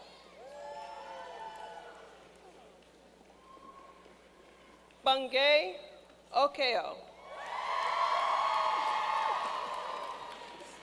Allison Poira. Julia Ribner. Allison Rosenfeld. Slavic. Charlotte Kostelek.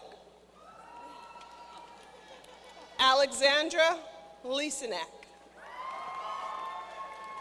Sociology.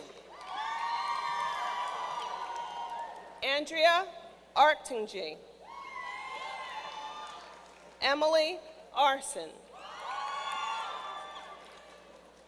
Nura Iria. Nare Bai.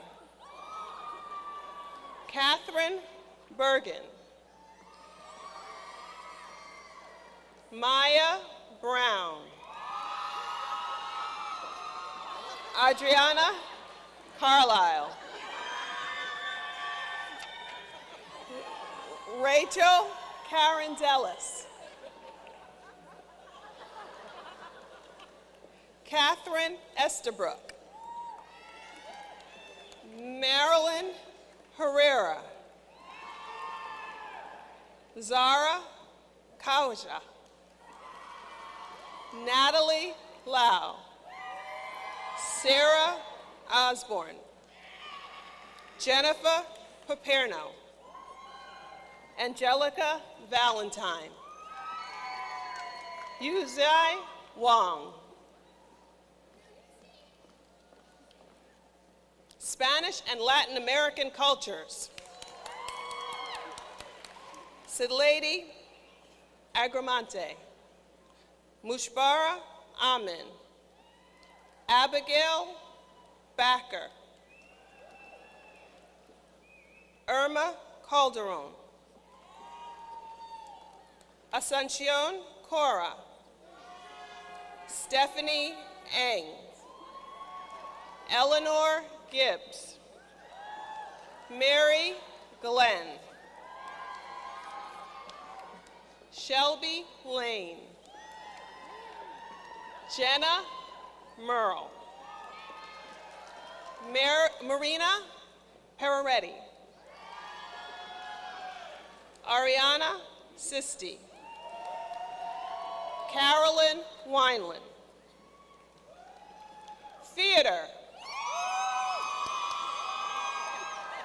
Shara Albeli, Dana Baharak, Ida Bering, Samantha Liebman, Christina McCarver, Clarice Van Cote, Anya Whalen Smith, Urban Stunnies, Sarosh Sharif, Jingshun Dai, Michelle DeCurtis, Alexandra Amanda Irdecu, Dorothy Etra,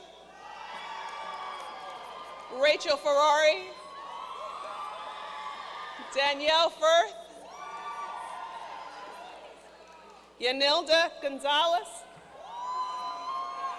Lindsay Harris, Christine Shu, Alice Kamens, Nicole Lighton, Lucy Leopold, Mantab Moynihan, Andrea Rodriguez, Inbar Schwartz, Pamela Seltzer, Catherine Takitomo, Catherine Thayer,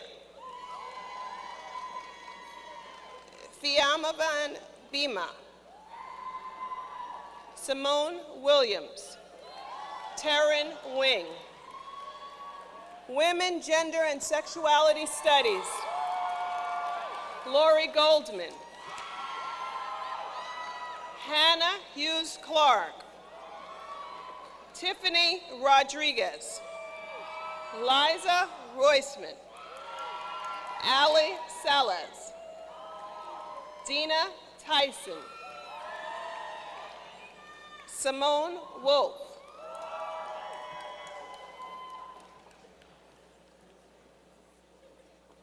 and now our senior marshals.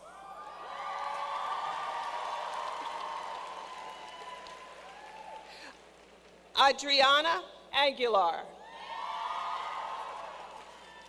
Danielle Aronowitz, Camille Bernier Green, Elizabetta Bruscali, Lescari Castro, Laura Chen, Rachel Collins, Camille Daniels,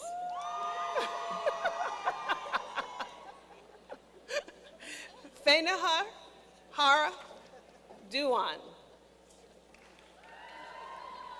Leah Farrell. Jennifer Ferron. Elizabeth Gibson. Rebecca Gray.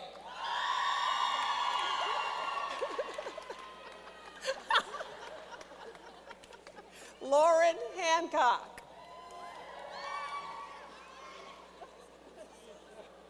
Julia Kennedy.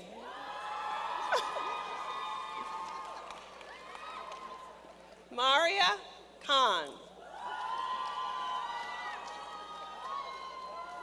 Kayla Lee. Zoe LePage. Angelica Lopez. Maya Nair Noonan. Samantha Plattner.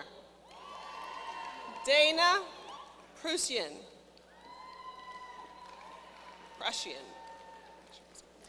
Deborah Robertson. Gabriela Romanonos. Carmen Romero. Tabia Santos.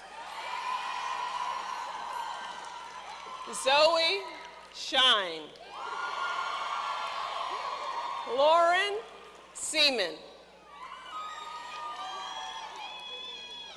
Micah Spica.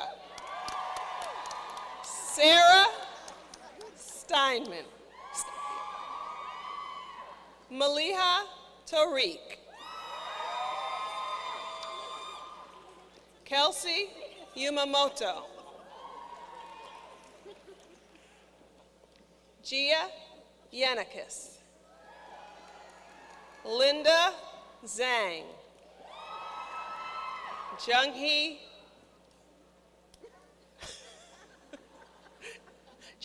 Yoon.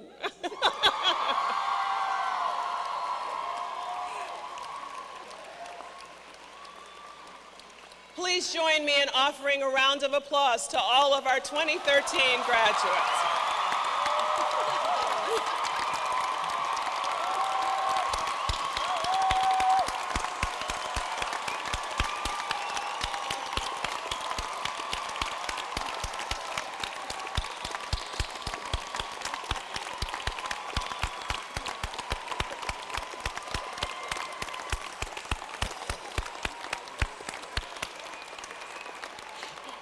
It is my privilege, acting on the authority delegated to me by the Board of Trustees and on behalf of the faculty of Barnard College, to present these students just named at the Columbia University commencement ceremony to be held Wednesday morning for the degree of Bachelor of Arts with all the rights, privileges, and responsibilities pertaining thereto. That means you've graduated.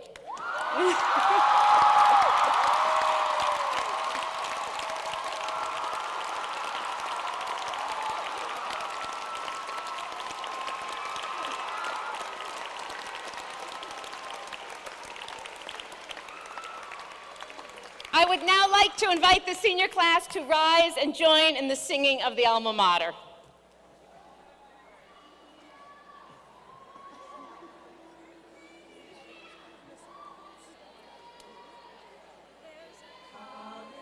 On a hilltop that's very dear to me, and a certain group of students with ties of camaraderie. So we'll sing to dear old Barnard, and loyal be and true, as we show to coming classes how we love the white and blue. When the day has come for parting and college days are o'er, there will always be a fondness for the good old days of yore. And we'll sing to dear old Barnard, as in memory we see the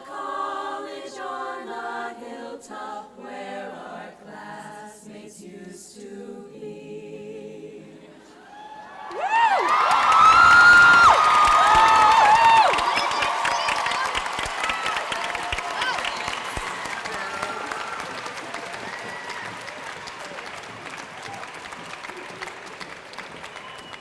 I declare this 121st ceremony of the presentation of Barnard candidates for the Bachelor of Arts degree adjourned, so that the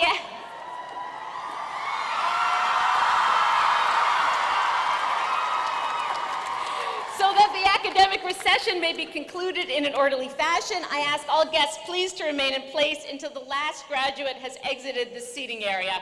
At that point, I encourage you all to find your daughters, celebrate, and have a wonderful evening. Thank you, and congratulations to the class of 2013. And I'll ask the class of 2013 please to stay seated. Thank you.